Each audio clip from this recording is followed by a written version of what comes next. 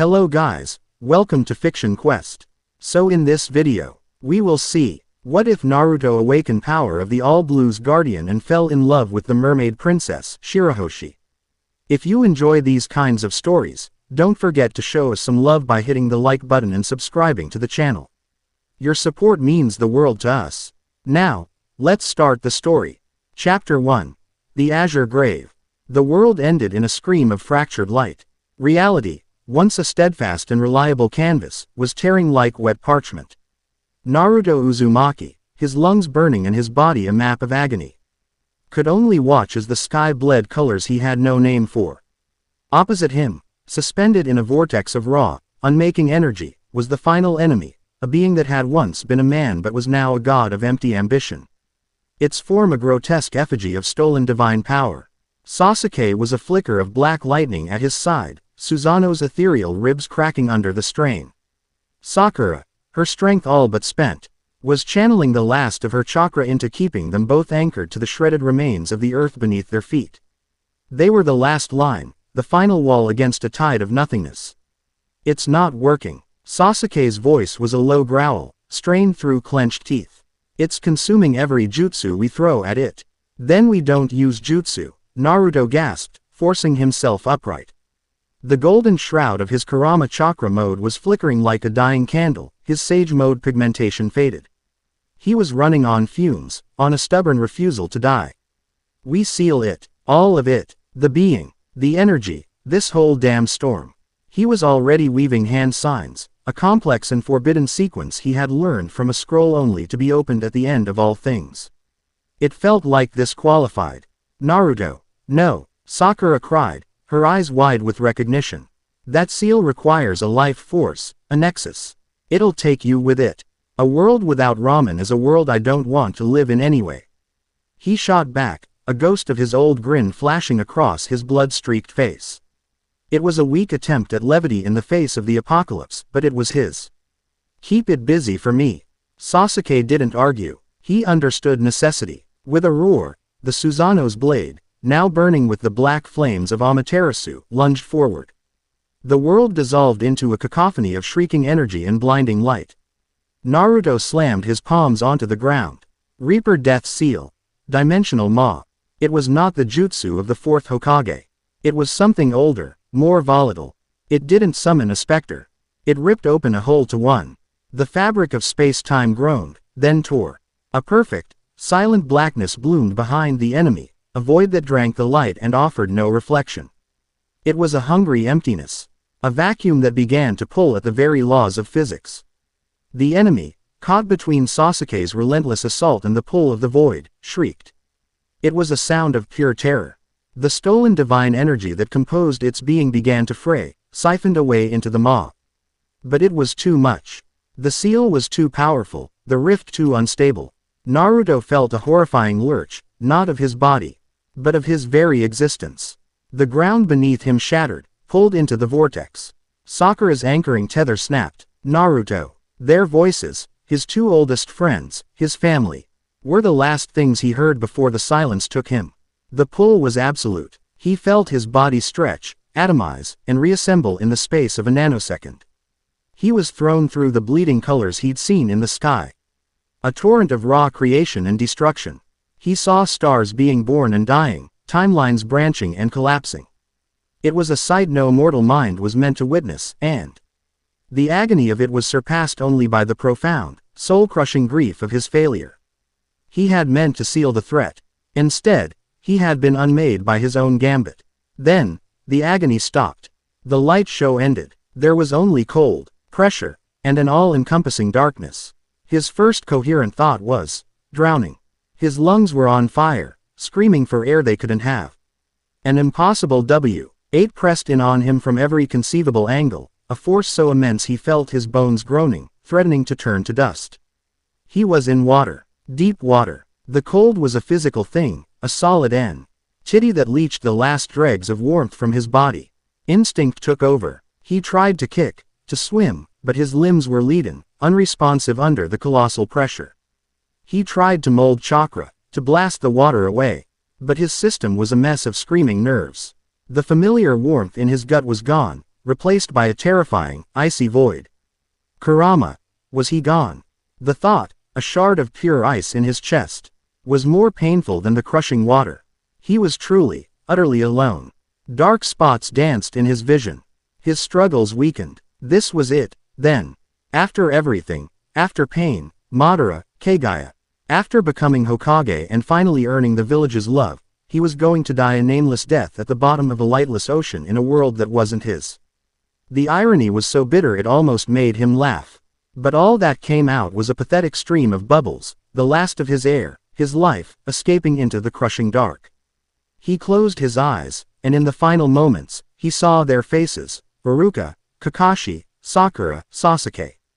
He was sorry, but death did not take him. Just as his consciousness began to fray, something shifted. The water, the enemy that was squeezing the life from him, suddenly became something else. The immense pressure that was crushing him stopped being a hostile force. Instead, it became a part of him. A new energy, vast and ancient and wholly unfamiliar, flooded his system. It wasn't chakra, it was wilder, deeper, flowing not from his core but from the endless blue that surrounded him. The ocean's life force poured into him, a torrent of unimaginable power. It rewrote his biology, forcing his dormant Uzumaki genes, descendants of a people who thrived by the sea, into a violent, instantaneous evolution.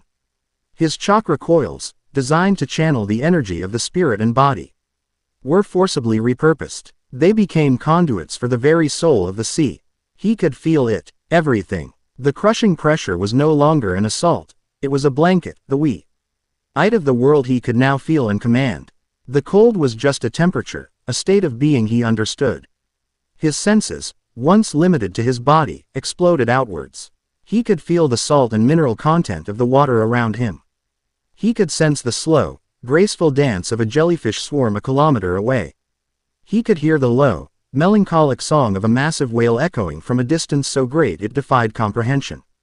He felt the subtle shifts in the currents, the geothermal heat venting from the planet's crust far, far below, the gentle drift of microscopic plankton. It was too much. A universe of sensory information slammed into his mind, a symphony of life and motion that threatened to shatter his sanity. He was a single nerve ending connected to an entire ocean. He instinctively recoiled, his mind desperately trying to build walls against the flood. He needed a focus, an anchor in the storm of sensation. And then he found one. Through the cacophony, he felt a single, piercing emotion, a beacon of pure, unadulterated terror. It was a cry so profound it cut through everything else. It was the fear of a child, raw and overwhelming, but it was coming from something immense. Driven by an instinct older than any shinobi training, he moved. He didn't swim. He simply willed himself forward. The water parted for him, the pressure bending to his subconscious command. He shot through the lightless abyss. A streak of desperate purpose, his new senses guiding him unerringly toward the source of the distress. Light began to filter into the crushing darkness. He was ascending, moving toward a vast, glowing source of phosphorescence. He broke through a layer of deeper, colder water into a magnificent underwater cavern, a world of vibrant coral forests and glowing anemones. The sheer scale was breathtaking. Mountains of rock and coral reached up toward a ceiling so high it was lost in the shimmering blue. But the beauty was tainted. In the center of a large clearing stood a creature of impossible size. A girl? No, a mermaid, with flowing pink hair that seemed to drift like its own current, and a tail of shimmering salmon scales larger than a Konoha street. Her face, a portrait of delicate beauty, was a mask of pure terror, tears the size of his fist streaming from her wide, frightened blue eyes. She was a giant, a being of myth, and she was cowering. Before her was the source of her fear. It was a sea king, one of the colossal beasts he had just become aware of, creatures that ruled this world's oceans. But this one was wrong. Its flesh, which should have been alive with color, was a mottled, sickly black and gray, as if afflicted by a creeping necrosis. Patches of it sloughed off into the water, dissolving into a foul, dead sludge. Its eyes were not the intelligent orbs of a wild creature. They were vacant, milky pits from which a malevolent, hungry light emanated. A palpable aura of death, of anti-life, rolled off it in waves, and the vibrant sea.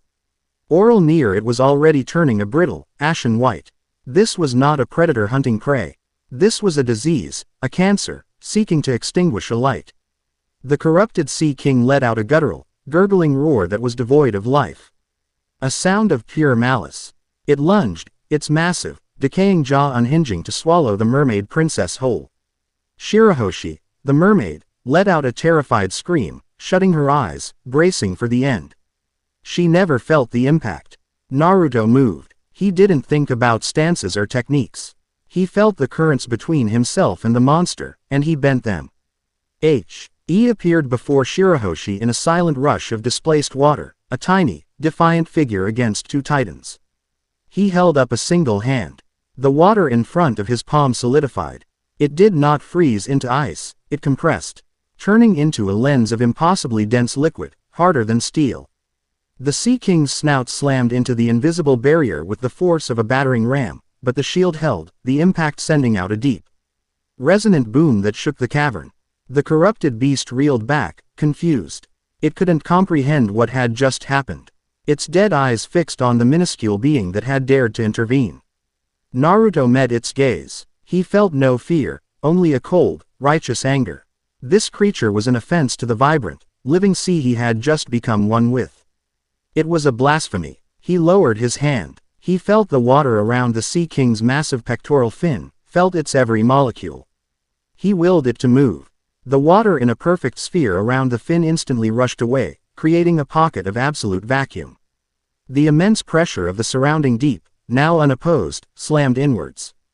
There was no sound, only a sickening, silent implosion. The fin, a limb the size of a warship, was crushed into a mangled stump of flesh and bone in less than a second. The beast shrieked, a sound of agony this time, not malice. It thrashed wildly, its powerful tail sending shockwaves through the water. It turned its baleful gaze back to Naruto, its hunger now eclipsed by a primal rage. It opened its mouth, and from its gullet, a torrent of the same black, necrotic sludge it was made of shot forward. A stream of liquid death that killed everything it touched. Naruto didn't dodge. He stood his ground, a protector. He reached out with his senses and took hold of the very sea itself. He pulled. A wall of pure, clean seawater, hundreds of feet high, rose from the cavern floor. It met the stream of corruption, not just blocking it, but overwhelming it, diluting its poison until it was nothing more than a harmless stain in the vastness. Then, Naruto went on the offensive. He looked up, past the monster, at the miles of water that filled the cavern above. He felt its weight, its sheer, undeniable mass. He focused that weight, all of it, into a single, invisible point right at the center of the Sea King's corrupted form. For a moment, nothing happened. The monster paused, its rage-fueled attack spent. Then, its body began to buckle. The crushing, focused pressure was absolute. Its blackened scales cracked. Its massive bones, thicker than ancient trees, splintered and turned to dust. There was no gore, no explosion. The creature was simply erased. Its form collapsed in on itself, squeezed into a tiny, dense pellet of dead matter that then dissolved into nothingness. The silence that followed was more profound than the noise of the battle. The aura of death vanished, replaced by the gentle, humming life of the cavern. Naruto floated in the water, his breathing steady. He had just wielded a power capable of leveling mountains without breaking a sweat, a power that felt as natural to him as breathing had once been. He looked at his hands, then back at the spot where the monster had been. He was different. He was something new. A soft, hitching sob brought him back. Shirahoshi was staring at him, her huge blue eyes wide with a mixture of terror, confusion, and overwhelming awe. The tears still streamed down her face, but her crying was softer now. She looked at him, this tiny being who had appeared from nowhere and commanded the sea like a god, and she saw not a threat, but a savior.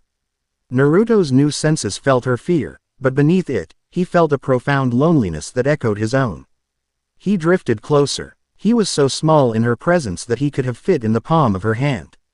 He stopped a respectful distance away, his expression softening from a warrior's cold focus into something gentler. "Are you okay?" he asked, his voice calm and clear in the water, carried by a subtle current he created just for her. The giant mermaid princess could only nod, a fresh wave of tears welling up. You saved me," she whispered, her voice a childle. Ike treble that seemed mismatched with her titanic form. I'm glad I was here, he said simply. He saw her trembling, the lingering shock of the attack still rattling her. He remembered what it was like to be scared and alone. He extended his hand, palm up. A gesture of peace, an offering of safety. It's over now, you're safe. Shirahoshi looked at his small hand for a long moment, then slowly, hesitantly, she lifted her own. She gently touched his fingertips with the tip of her own massive finger, the contact sending a strange, warm spark through them both. In that moment, a connection was forged in the deep. A silent understanding between a lost shinobi and a sheltered princess. Their quiet moment was interrupted by the arrival of a squadron of soldiers riding large fish, their armor blazoned with the trident insignia of the Neptune army. They surrounded the area, weapons drawn, their expressions a mixture of shock at the scene and grim determination. They were followed by 3 figures who carried an air of authority. They were mermen, older and larger than the soldiers. The one in the lead, with long, dark green hair and a stern expression, looked from the dissipating remnants of the corruption to Naruto. His eyes narrowing with suspicion. Princess Shirahoshi, are you unharmed? He called out, his voice commanding. Brother Fukabashi, Shirahoshi cried, a note of relief in her voice. I am all right. This person, he saved me. Fukabashi's gaze remained fixed on Naruto. He saw no weapon, no sign of a struggle, only a strange, orange-clad humanoid floating calmly in the water as if he belonged there. The sheer power required to obliterate a creature of that size without a trace was unthinkable. Who are you? Fukabashi demanded, his hand resting on the hilt of his sword. How did you get into the Ryugu kingdom? Naruto met his gaze without flinching. He had no answers that would make any sense. He was a stranger in a strange land, a ghost from a dead world. But he was not a threat to these people. My name is Naruto Uzumaki, he said, his voice steady and clear. As for how I got here, I'm afraid I'm just as confused as you are. The throne room of the Ryugu Palace was a breathtaking sight. A grand chamber of sculpted coral and mother of pearl that glowed with a soft, internal light. Yet Naruto barely noticed the opulence. He stood in the center of the room, flanked by armed guards. His presence the focus of every eye. On the massive throne sat King Neptune, a colossal merman with a flowing white beard and a golden trident, his expression a deep chasm of worry and regal authority. Beside him stood his 3 sons. Fukabashi, the serious strategist, Ryuboshi, who seemed more interested in the rhythm of the situation, and Manbashi, who was currently doing a slow, floating dance out of sheer nervous energy. Shirahoshi was there, too, partially hidden behind her father's throne, her eyes peeking out at Naruto with a timid curiosity. Fukabashi had just finished recounting the events, the discovery of the corrupted Sea King, Shirahoshi's peril, and Naruto's impossible intervention. And when we arrived, the beast was gone, he concluded, his gaze heavy on Naruto. Utterly vanquished. There was no trace, father. No blood, no body. Only him. King Neptune stroked his long beard, his deep-set eyes studying Naruto intently. The boy, he looked like a boy. Barely a man. Stood with a relaxed posture that held no defiance, yet no subservience either. He simply was. There was a power radiating from him, a quiet hum of energy that felt ancient and profound. Like the deep ocean itself. You claim to have come from another world, the king rumbled, his voice echoing in the vast chamber. I don't claim it, it's just the truth, Naruto replied honestly. There was a war, a final jutsu. I ended up here. That's all I know. Jutsu. Ryuboshi tilted his head. Is that some kind of martial art? Something like that, Naruto said, offering a noncommittal shrug.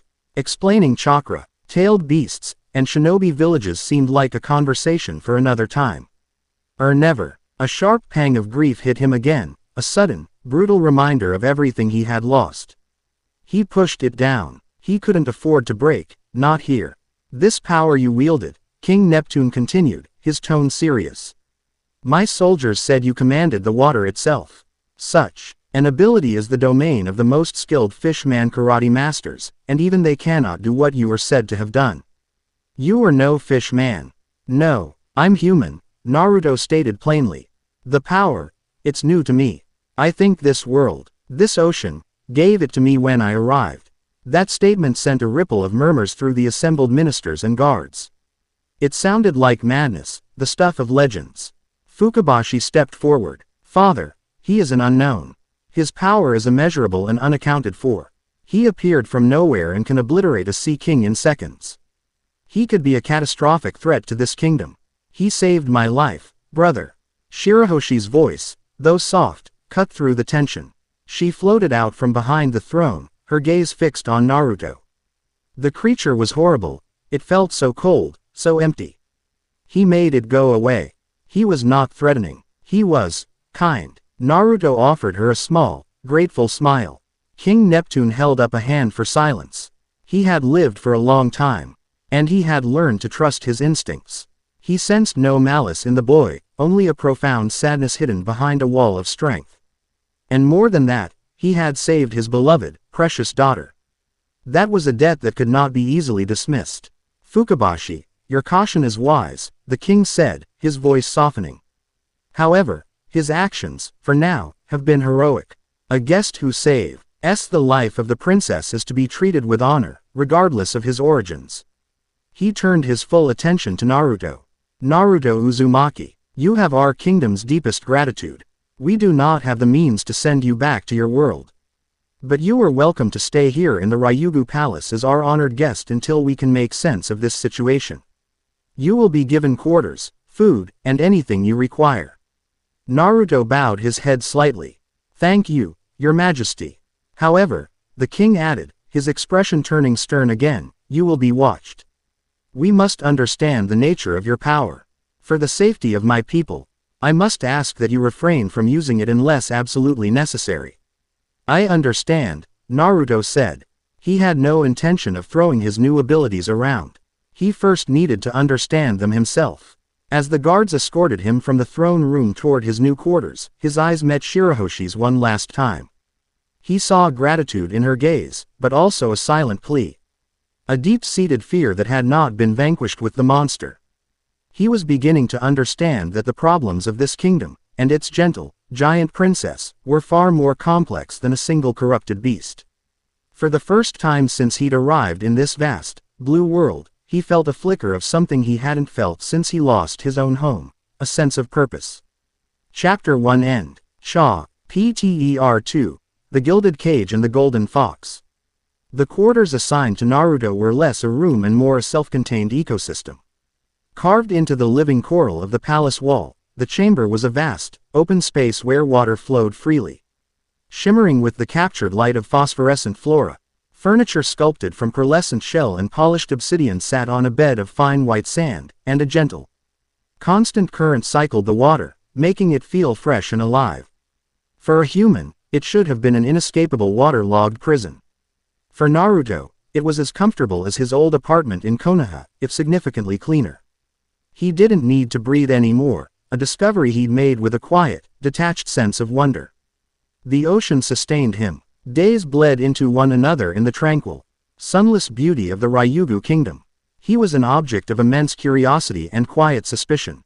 The palace staff, a vibrant collection of fishmen, merfolk, and various other aquatic humanoids, would watch him from a distance. Whispering amongst themselves, they treated him with the impeccable politeness due to a guest of the king, but there was an undercurrent of fear. He was the surface dweller, the land walker, a being from a world that had, for centuries, been a source of nothing but pain and prejudice for their people. That he was also their princess's savior was a confounding variable they hadn't yet learned how to process. The princes, in their own ways, sought to measure him. Ryuboshi, the orphish merman with the elegant, flowing form, would engage him in discussions of art and music. Trying to find the soul of the man behind the power, he'd play haunting melodies on instruments made of coral pipes, watching Naruto's reactions, searching for a hint of the monstrous nature Fukabashi feared.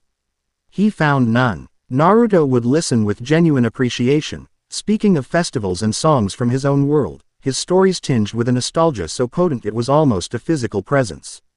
Manbashi, the open merman, whose perpetually dazed expression hid a surprising physical grace, would challenge Naruto to games of skill, complex underwater dances that served as both exercise and martial art. Naruto, with his newfound unity with the water, moved with an instinctual fluidity that left the prince baffled. He didn't follow the prescribed forms, he was the form. He became the current, twisting and flowing with a speed and precision that defied the drag of the liquid medium. He never won aggressively, but he was impossible to best, his movements a perfect, reactive defense that left Manbashi exhausted and Naruto looking as if he'd just been enjoying a casual swim. Fukabashi's tests were more direct. The eldest prince, a shark merman whose bearing was every bit the future king, would lead Naruto to the palace training grounds, a massive coliseum carved from the seabed. He would spar with him, sword against bare hands. Fukabashi was a master of his blade, his movements a blur of deadly grace. Each strike powerful enough to cleave through steel. Naruto would simply move. He never used the overwhelming power he'd displayed against the Sea King. He didn't have to. He used the water. A flick of his wrist would create a microcurrent that would nudge the prince's blade a single, crucial inch off course. A subtle shift in his stance would use the water press. You were to slow a lunge just enough for him to sidestep it effortlessly. He would part the water behind Fukabashi, creating a momentary vacuum that would disrupt his balance.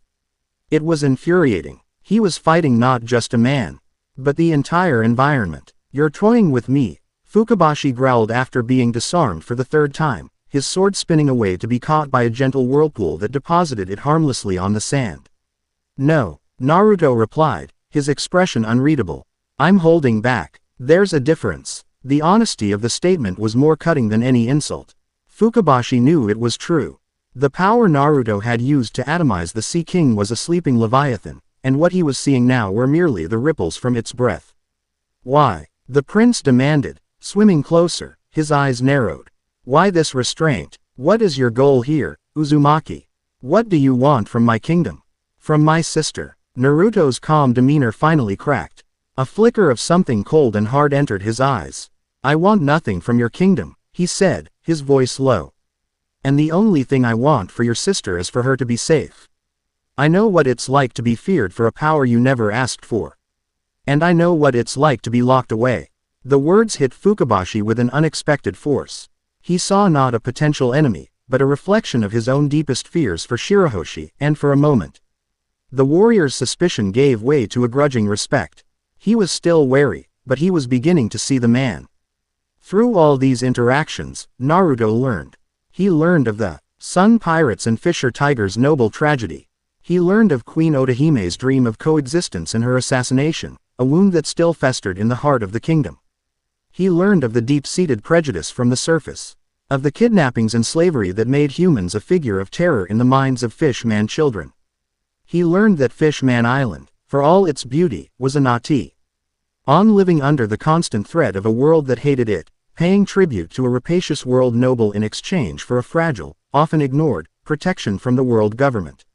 It was a gilded cage, much like the one its princess lived in. It was Shirahoshi who sought him out the most. Timidly at first, she would have servants invite him to her chambers in the hard-shell tower. The tower was her entire world, a luxurious prison designed to keep her safe from a singular, obsessive threat, the pirate Vanderdecken Ix. Naruto learned the story from a sorrowful King Neptune, a descendant of the original Vanderdecken. This one had inherited the devil fruit power. Years ago, he had sent a marriage proposal to the then 6-year-old princess. When she refused, his obsession began. He had touched her once, years ago, marking her as his target. Now, any weapon he threw, from a simple axe to a massive ship, would fly unerringly towards her, no matter where she was. The only way to keep her safe from this relentless, homing barrage was to keep her locked away in the most secure part of the palace. She hadn't left the tower in a decade. The injustice of it settled in Naruto's gut like a block of ice. A child, robbed of her life, her son, her world, because of the madness of one man. It was a smaller, more intimate kind of cruelty than the wars he had fought, but it was no less monstrous. Why hasn't anyone just stopped him?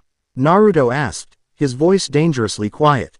King Neptune sighed, the sound a mournful gust of wind. He is a notorious pirate of the New World.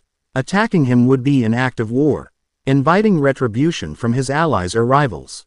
We are a part of the world government, we cannot simply dispatch assassins. Our hands are tied by the very politics that are meant to protect us." Naruto said nothing, but a cold resolve began to form within him. Politics had never been his strong suit. Action was. His conversations with Shirahoshi became the anchor of his new existence. Her room was filled with wonders from the surface: books, toys, intricate models of islands she had only ever read about. But they were all lifeless trinkets compared to the world outside. She would ask him about his home, and he would tell her stories. He spoke of Konoha, of the bustling streets and the faces carved into the mountain. He described the taste of Ichiraku raw, men with such passion that she would giggle, a sound like the chiming of 1,000 tiny bells. He spoke of his team, of the bonds forged in battle and the pranks played in peace. He spoke of the sun, not as a distant concept, but as a feeling, the warmth on your skin, the way it made the leaves of the great forest glow. He never spoke of the end. He never spoke of the war, of the loss, of the cruise. Grief that was his constant companion. He gave her the best parts of his world, the memories he cherished, because he knew she needed them more than he needed to wallow in his own pain. In return, she told him of her loneliness. She spoke of her mother, Queen Otahime, her voice a reverent whisper. She spoke of her dreams, of swimming with the whale sharks in the sea forest, a place she could see from her window but could never visit. She was a gentle, kind soul trapped by a fate she didn't deserve. She was not the weeping, terrified girl he had first met. In the safety of her tower, with him, she was thoughtful, curious, and possessed a quiet strength he found captivating. "They call me a crybaby," she admitted one day, her huge eyes downcast. "And it's true. I cry so easily. I'm so weak." Naruto floated closer to her, his expression serious. "Crying doesn't make you weak, Shirahoshi," he said softly. "It means you feel things. Empathy, sadness, fear, that's not weakness. That's being alive. The strongest people I ever knew were the ones who weren't afraid to feel." He saw a parallel between her confinement and his own childhood. He had been an outcast, ostracized by the village for the beast sealed within him. He was surrounded by people, yet utterly alone. Her cage was physical, his had been emotional, but the bars were made of the same material: fear. "I was alone for a long time, too," he found himself saying, the confession slipping out before he could stop it. "Everyone in my village, they looked at me like I was a monster. A demon. They'd whisper when I walked past. Their kids weren't allowed to play with me. For years, my only friend was the swing set in the academy playground." Shirahoshi's eyes widened, filling with tears, but this time, they were not for herself. That's awful," she whispered, her heart aching for the lonely little boy he must have been. "Why would they do that?" "They were afraid of something they didn't understand," Naruto said with a sad smile. "It took me a long time to learn that their fear wasn't my fault. It was in that moment, sharing the ghosts of their lonely pasts, that their connection deepened into something more profound than friendship. It was a bond of mutual understanding, a recognition of the same scars on two very different souls." That evening, Naruto came to her tower with a purpose. "I want to show you something," he said, his eyes holding a gentle, determined light. "But you have to trust me." She nodded without hesitation. She trusted him completely. He led her to the large, reinforced window of her tower. He placed a hand on the thick, transparent material. "Stay right here." He floated outside. Shirahoshi watched, her curiosity piqued, as he swam a short distance away into the open water of the kingdom. Then, he closed his eyes. He reached out with his senses, not with the overwhelming flood he'd first experienced, but with a fine-tuned control he'd been practicing in secret.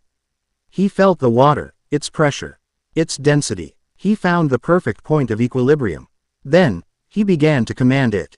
Slowly, almost magically, the water in a massive sphere around him began to change.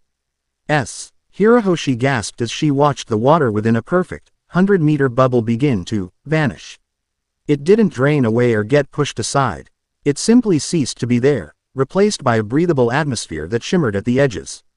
The immense pressure of the ocean held at bay by Naruto's silent, unwavering will. He had created a perfect pocket of air, a tiny, temporary island in the middle of the sea. But he wasn't finished. He reached out again with his senses, this time extending them far beyond the palace, to the glowing coral forests.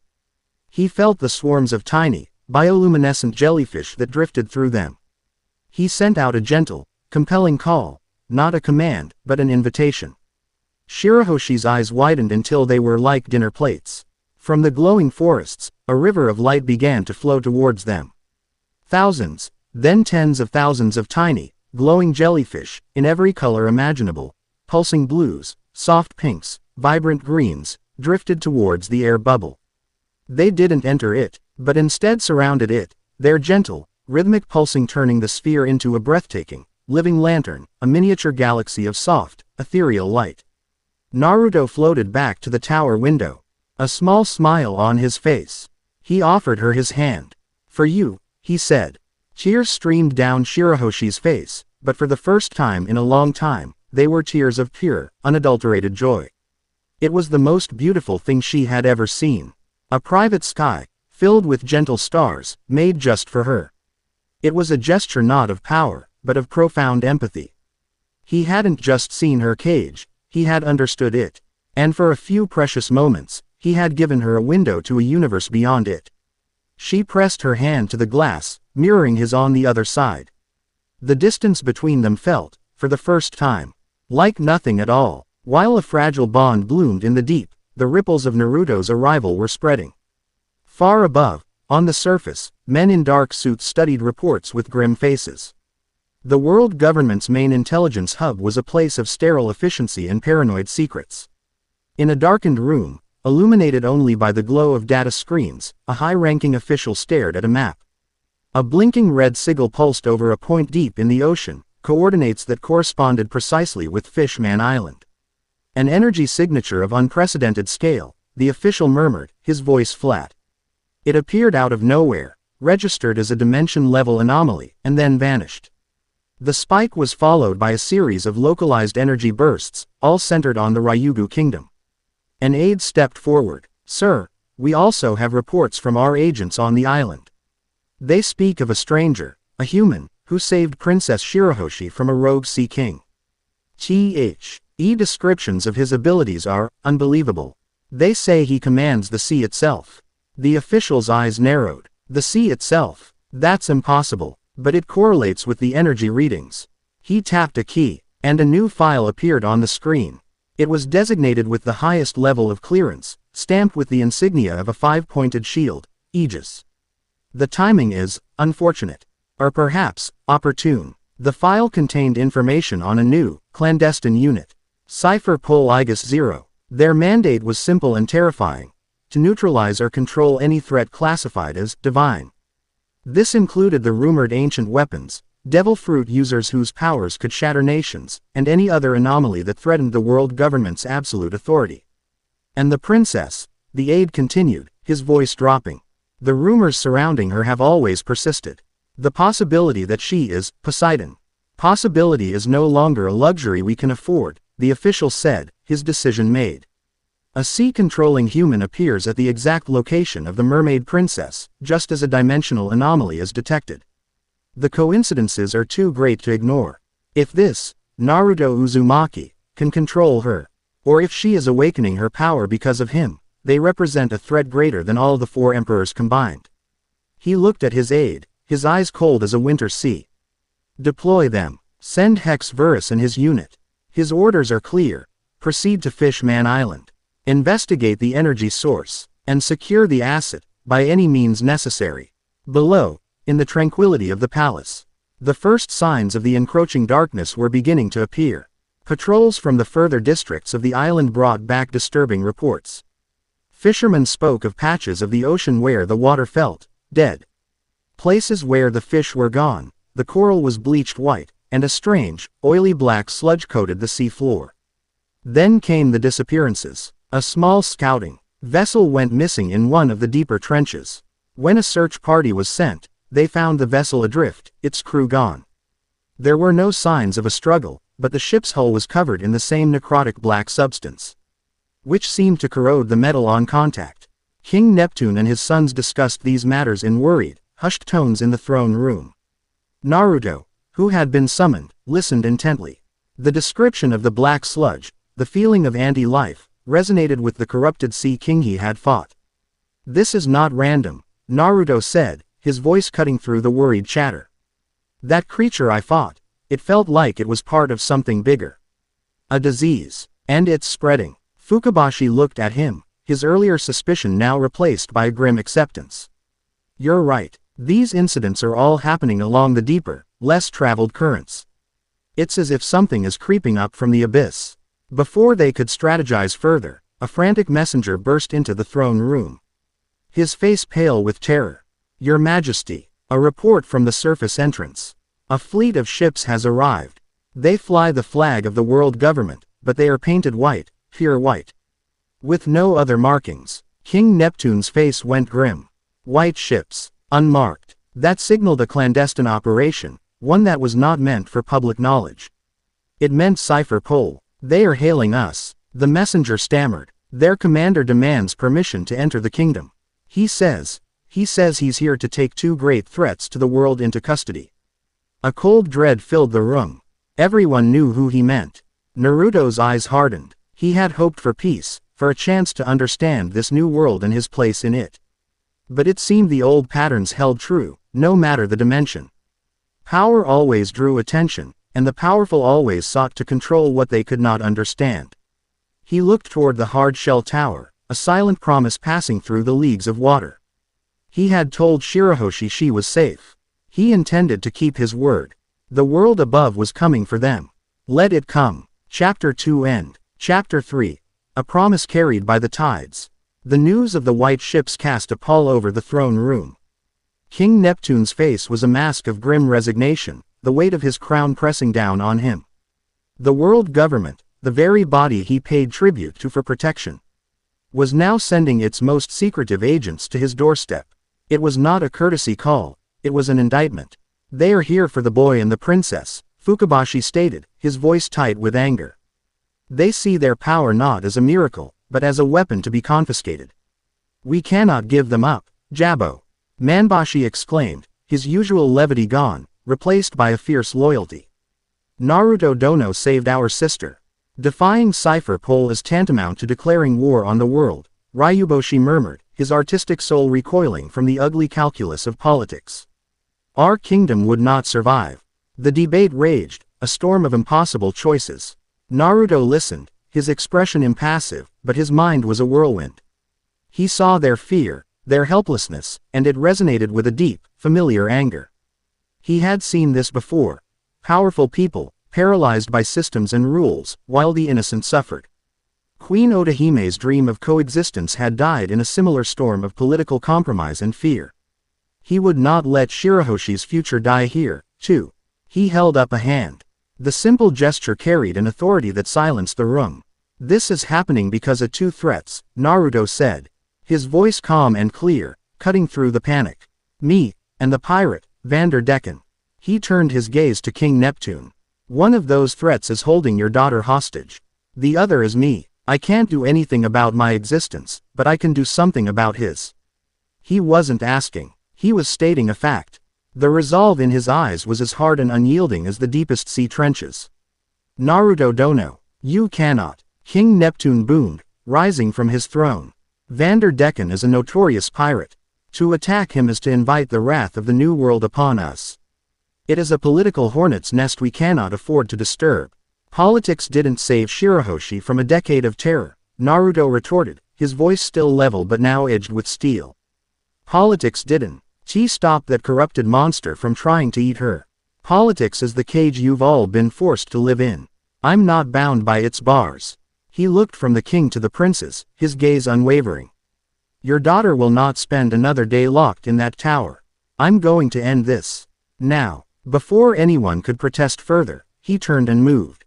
He didn't swim. The water simply seemed to carry him, parting before him as he shot from the throne room, a silent, golden-orange torpedo of pure purpose. He left behind a stunned court, grappling with the audacity of his declaration. He hadn't asked for permission. He had made a promise. And now he was going to keep it. He didn't need directions or a map. As he moved through the vast, open waters of Fishman Island, he closed his eyes and reached out with his senses. He ignored the vibrant life of the kingdom, the chatter of its people, the songs of the fish. He searched for something else. An echo. A scar left upon the very fabric of the sea. Vanderdecken's power was unnatural. An object thrown with his mark defied the laws of physics, of current, of pressure. It moved with a singular, hateful purpose. That kind of motion, Naruto reasoned, must leave a trace. A psychic wake that a being connected to the ocean could feel. He found it. Faint, almost imperceptible, but there. A series of straight, unyielding lines through the chaotic beauty of the ocean's currents. Ghostly trails of axes, daggers, and cannonballs, all leading back to a single point of origin, like ghostly contrails in the water. He had his heading. He followed the trails, his speed a blur. He passed through the bustling lower districts of the island, past the Mermaid Cafe, through the vibrant coral forests, a silent, unseen guardian on the hunt. The trails led him out of the main bubble of the island and into the dark, treacherous waters that surrounded it, a place where sea kings roamed and the light of the Eve tree did not reach. He found the pirates' hideout in a deep trench, nestled in the skeletal remains of some colossal, long-dead sea creature. Vanderdecken's ship, the Flying Dutchman, was anchored nearby, looking like a ghost ship in the crushing dark. He could sense the crew inside the cavernous ribcage of the beast, a motley collection of fishmen, their life signs flickering with greed and malice. And he sensed him, Vanderdecken X, his presence felt, greasy. A slick, obsessive stain in the pure water. Naruto didn't announce himself. He didn't offer a challenge. This wasn't a duel of honor. It was pest control. He floated 100 meters above the skeletal lair. He took a deep breath he didn't need and held out both his hands. He felt the water for miles around, a vast, liquid body of unimaginable weight. He gathered its pressure, its latent force, and focused it. Inside the makeshift hideout, Vanderdecken X, a four-legged Japanese bullhead fishman, was ranting, surrounded by his sycophantic crew. A large, barnacle-encrusted axe was in his hands. 10 years. For 10 years I've sent her my love. And she still refuses me. He shrieked, his voice a nasally whine. But no more. This axe will be my final proposal. She will marry me, or this will be her wedding gift right between her pretty little eyes. He laughed, a wet, gurgling sound, and prepared to hurl the weapon. He never got the chance. The entire skeletal structure groaned, a low, deep sound of protesting bone.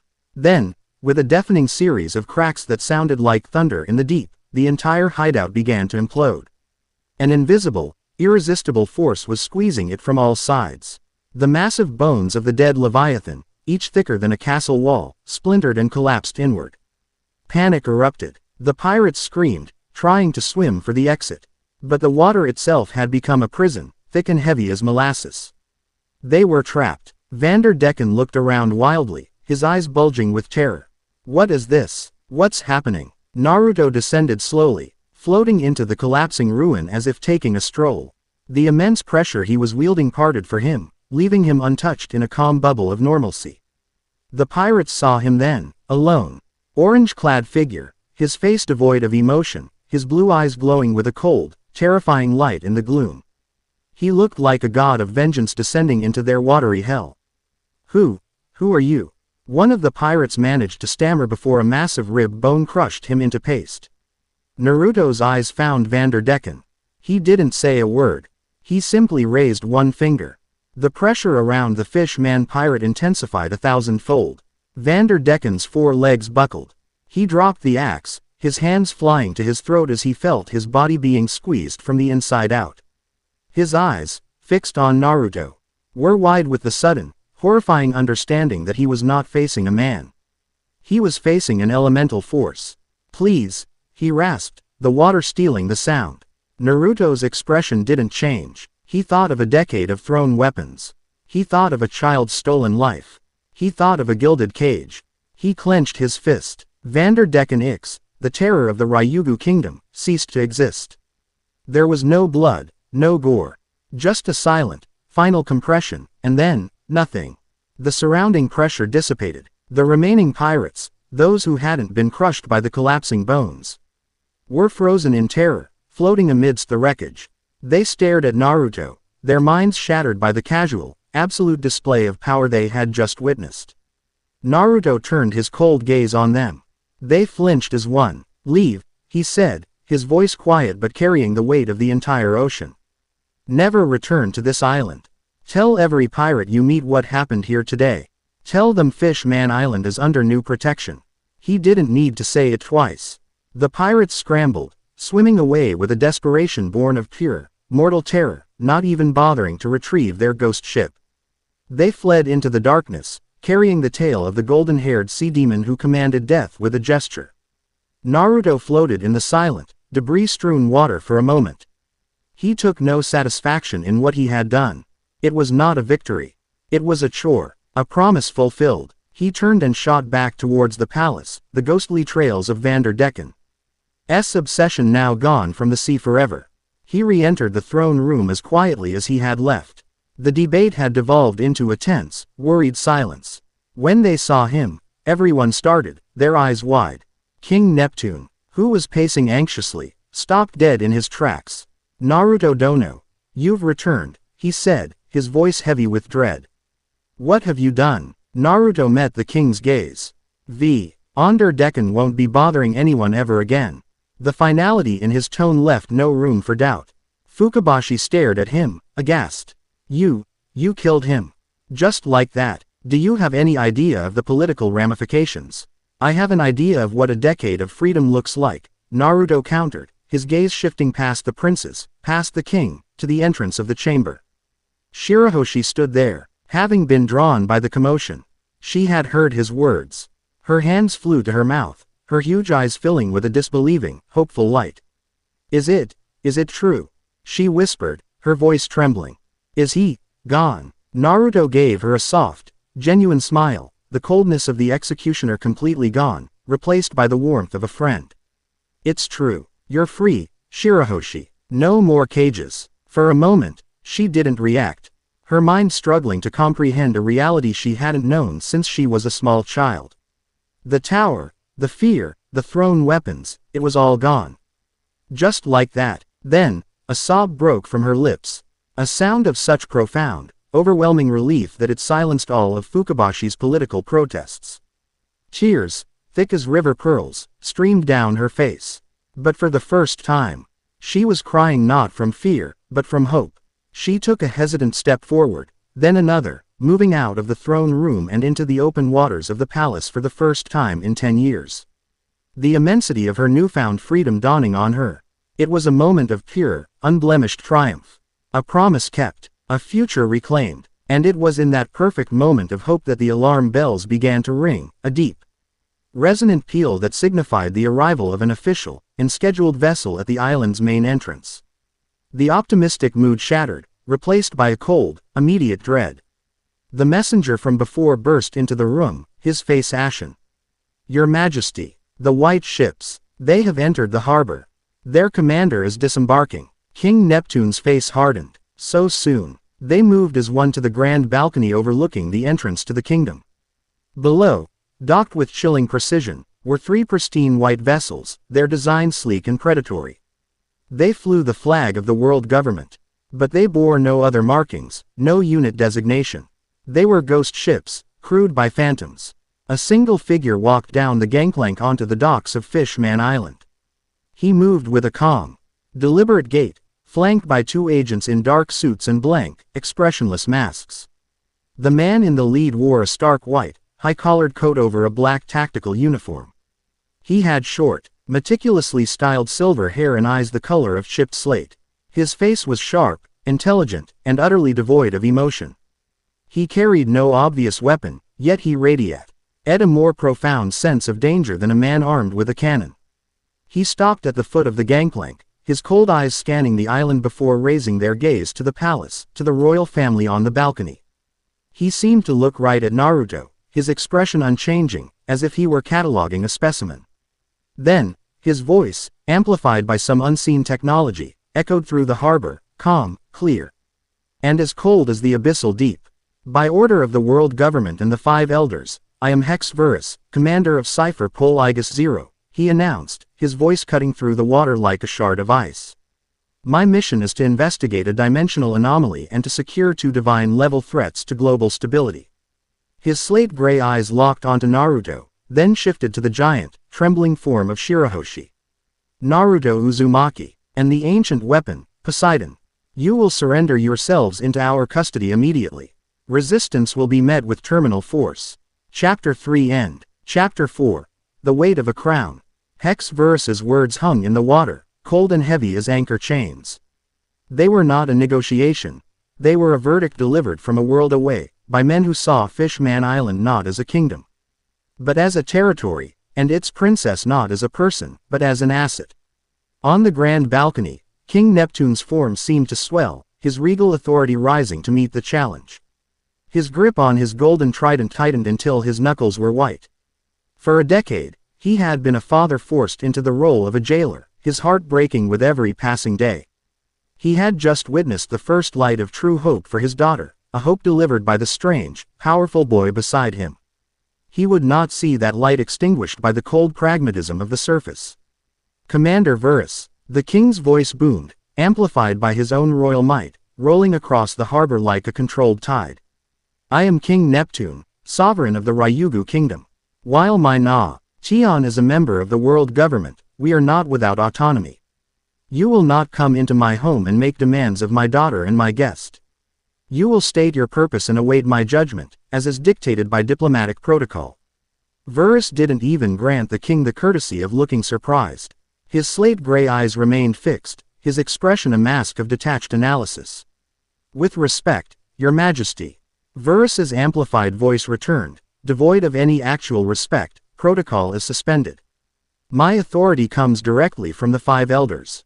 This is a matter of global security, not diplomacy. The unregistered appearance of a being with reality-altering capabilities, in concert with the awakening of an ancient weapon, constitutes a Class S threat. The security of the entire world S. Supersedes the autonomy of a single kingdom. He spoke of Naruto and Shirahoshi as if they were weather patterns, geological events to be managed and contained. The casual dehumanization was more chilling than any open threat. My daughter is not a weapon. Neptune roared, his voice cracking with a father's fury. The world government disagrees, Verus stated flatly. And in this matter, its opinion is the only one that carries weight. You will surrender them, or this island will be reclassified from a protected territory to a hostile entity. I trust I do not need to explain what that entails. The threat, unspoken but perfectly clear, was a buster call. The complete and utter annihilation of Fishman Island.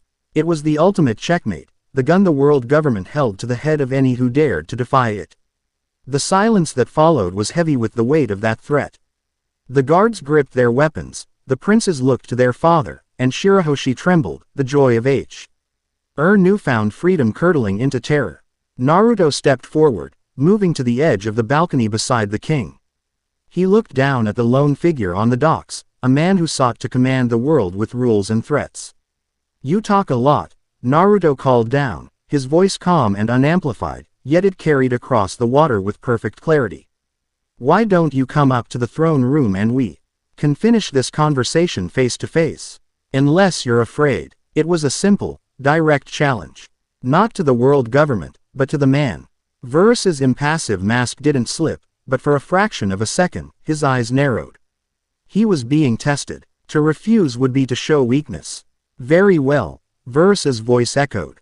I will extend you the courtesy of a final negotiation. Do not mistake it for a reprieve.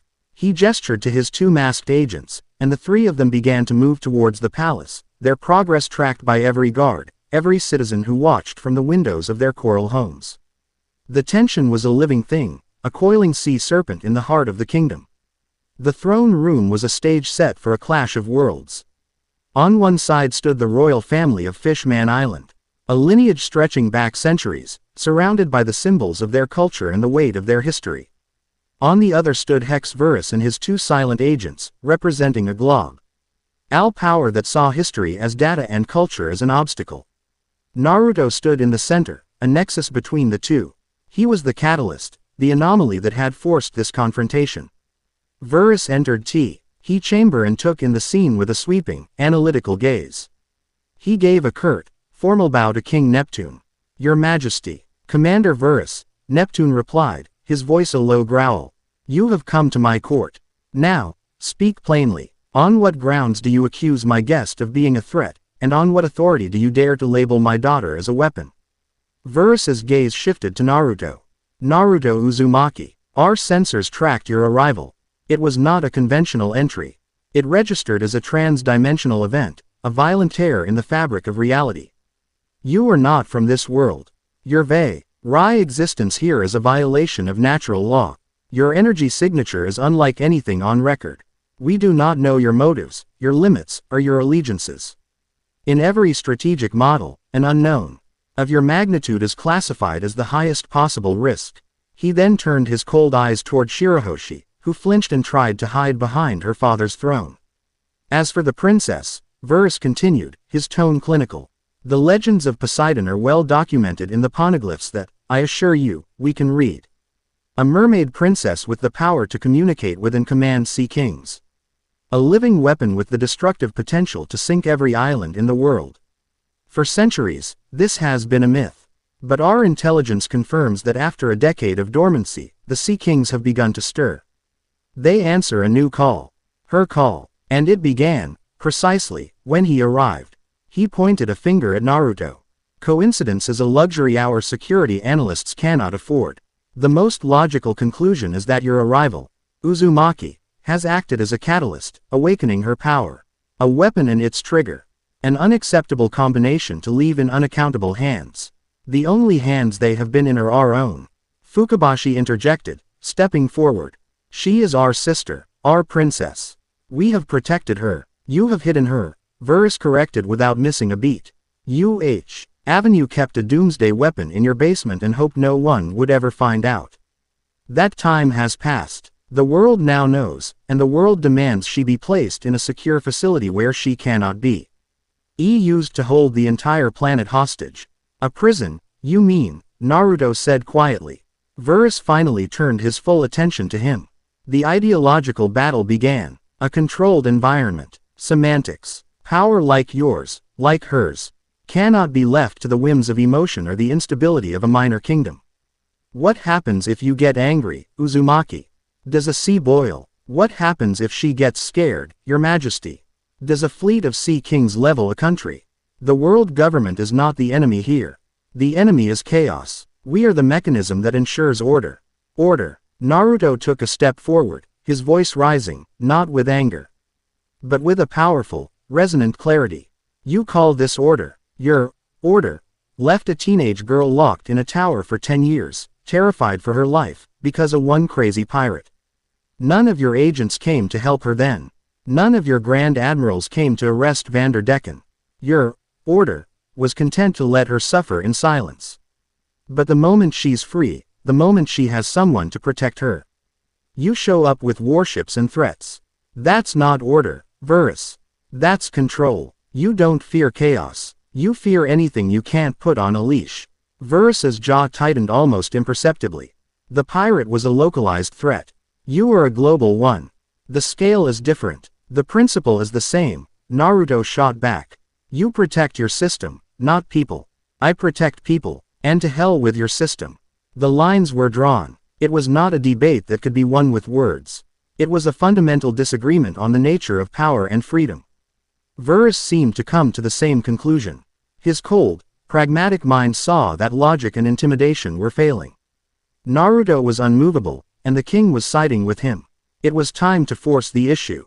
Your idealism is noted, Verus said, his voice dropping its conversational tone and becoming a blade. And it is irrelevant. He gave a subtle, almost invisible nod to his two masked agents. Apprehend the anomaly. Non-lethal if possible. Subdue the princess. Use knockout gas if necessary. The two CP Aegis agents moved. They were not mere soldiers. They were blurs of motion, masters of the Rokushiki. One vanished using Soru, reappearing directly behind Naruto, his fingers crooked like claws in a Shigen strike aimed at the back of his neck. The other moved towards Shirahoshi, his leg already a sweeping blur of a Rankyaku air blade, designed to distract the princes while he deployed a gas canister. They were a whirlwind of silent, deadly efficiency. And it meant nothing. The agent behind Naruto thrust his finger forward, a strike hard enough to pierce steel. But just before it made contact, the water around his arm became as thick as tar. His lightning-fast movement slowed to a crawl, kinetic energy bleeding away into the impossibly viscous liquid. He stared at his arm, his mind unable to comprehend how the very environment had turned against him. Naruto didn't even turn around. He took a single step to the side. With a flick of his wrist, he sent a pencil-thin jet of hyper-pressurized water into the agent's side. It wasn't designed to pierce. It was aimed at a precise pressure point. The agent's body seized up, his nervous system short-circuiting. He crumpled to the ground, unconscious before he even realized what had happened. The other agent's Rankyaku blade of air said through the water towards Fukabashi and Ryuboshi, who braced for the impact. But the blade never arrived.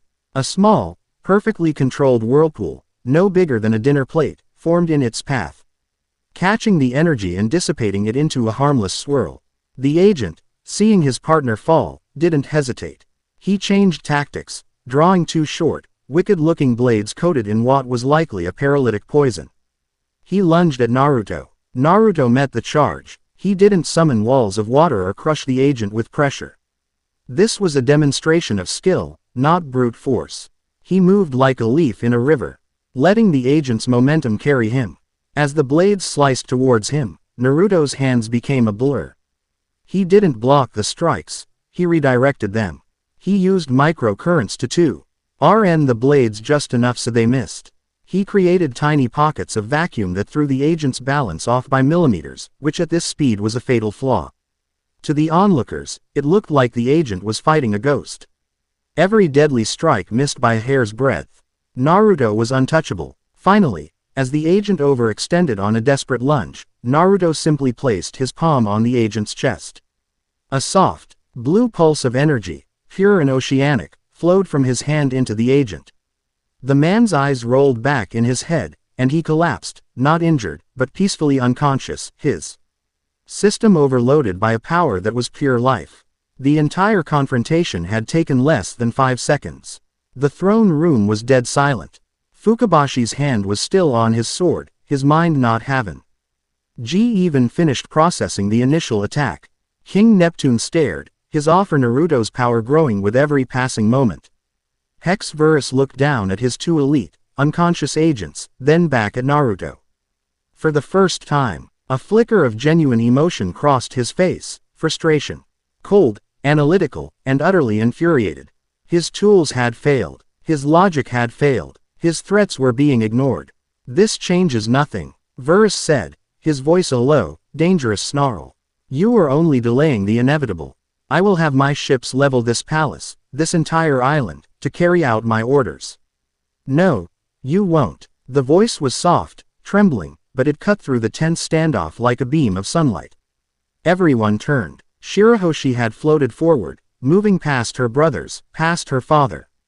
Until she was no longer hiding behind anyone.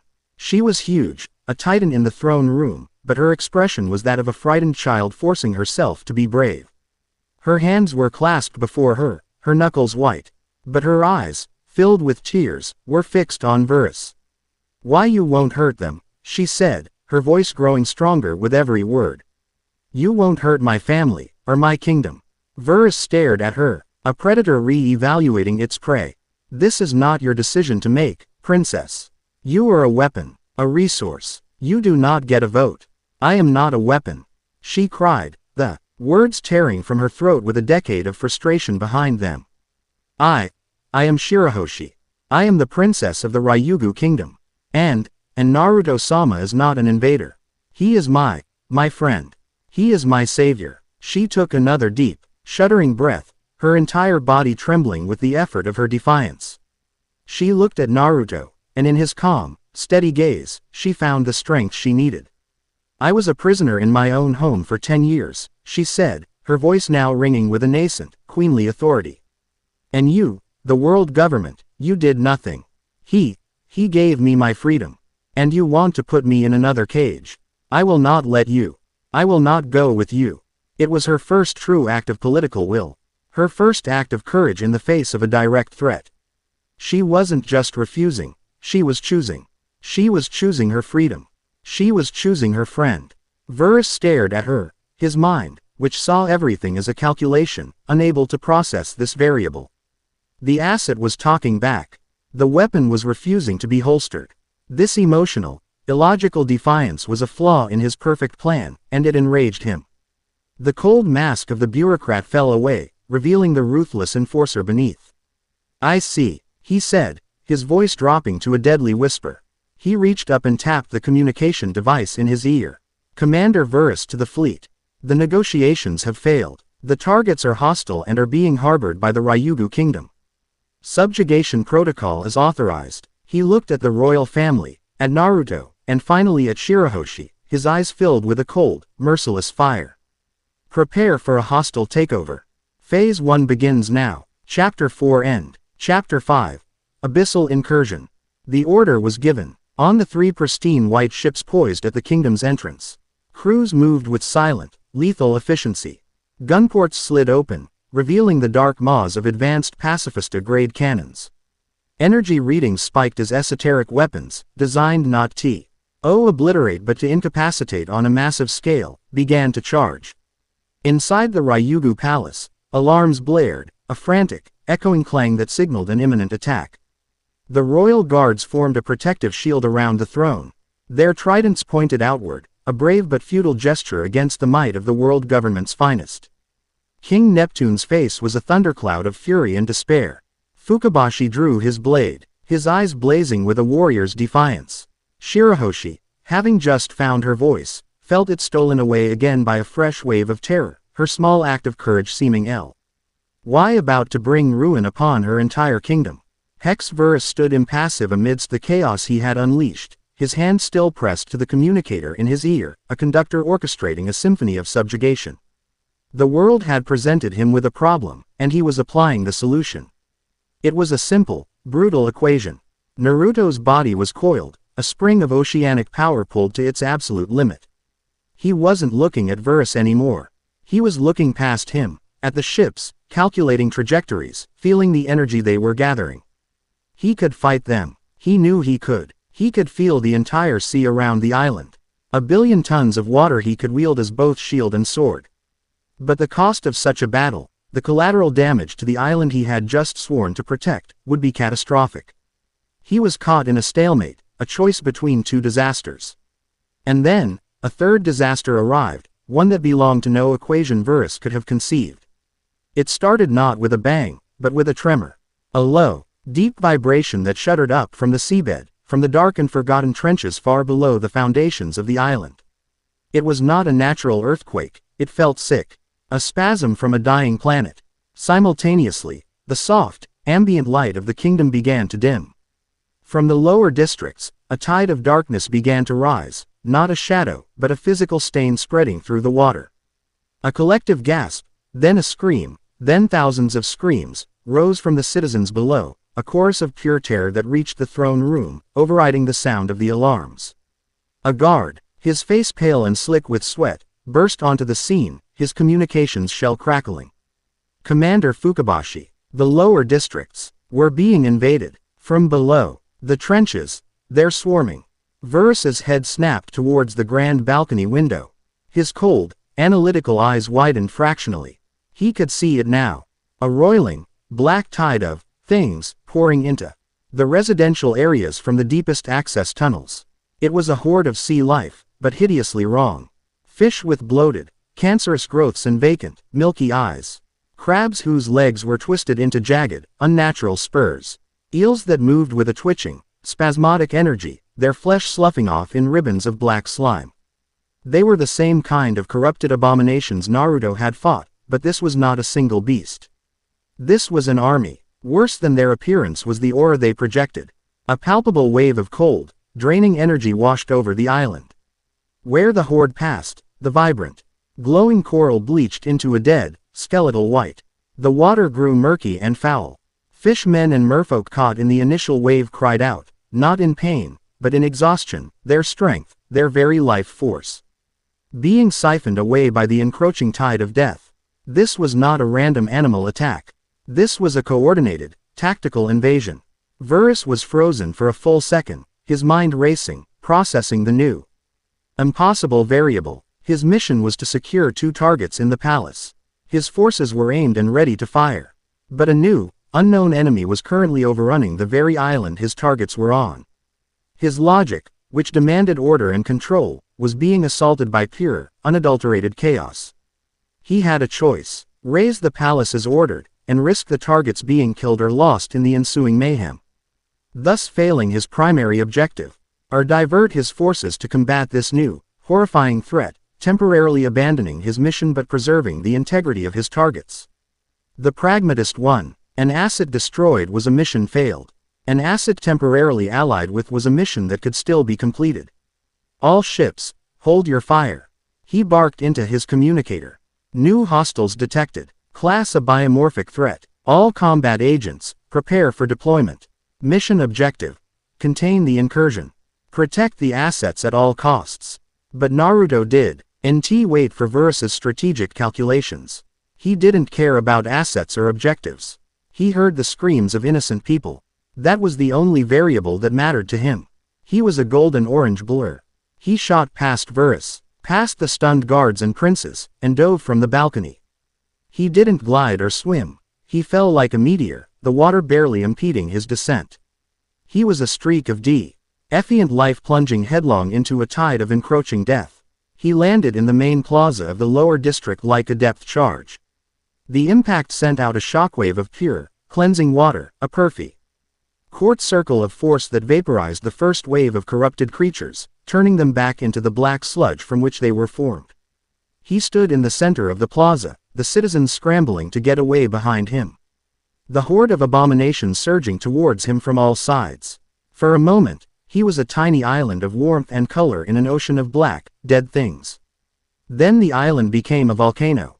"Stay behind me," he yelled to the terrified fishmen, and then he unleashed his power. He slammed his palms together, and the very sea answered his call. The water in the plaza erupted. A massive, churning whirlpool formed around him, a liquid barrier 50 feet high. It was not a defensive wall, it was a grinder.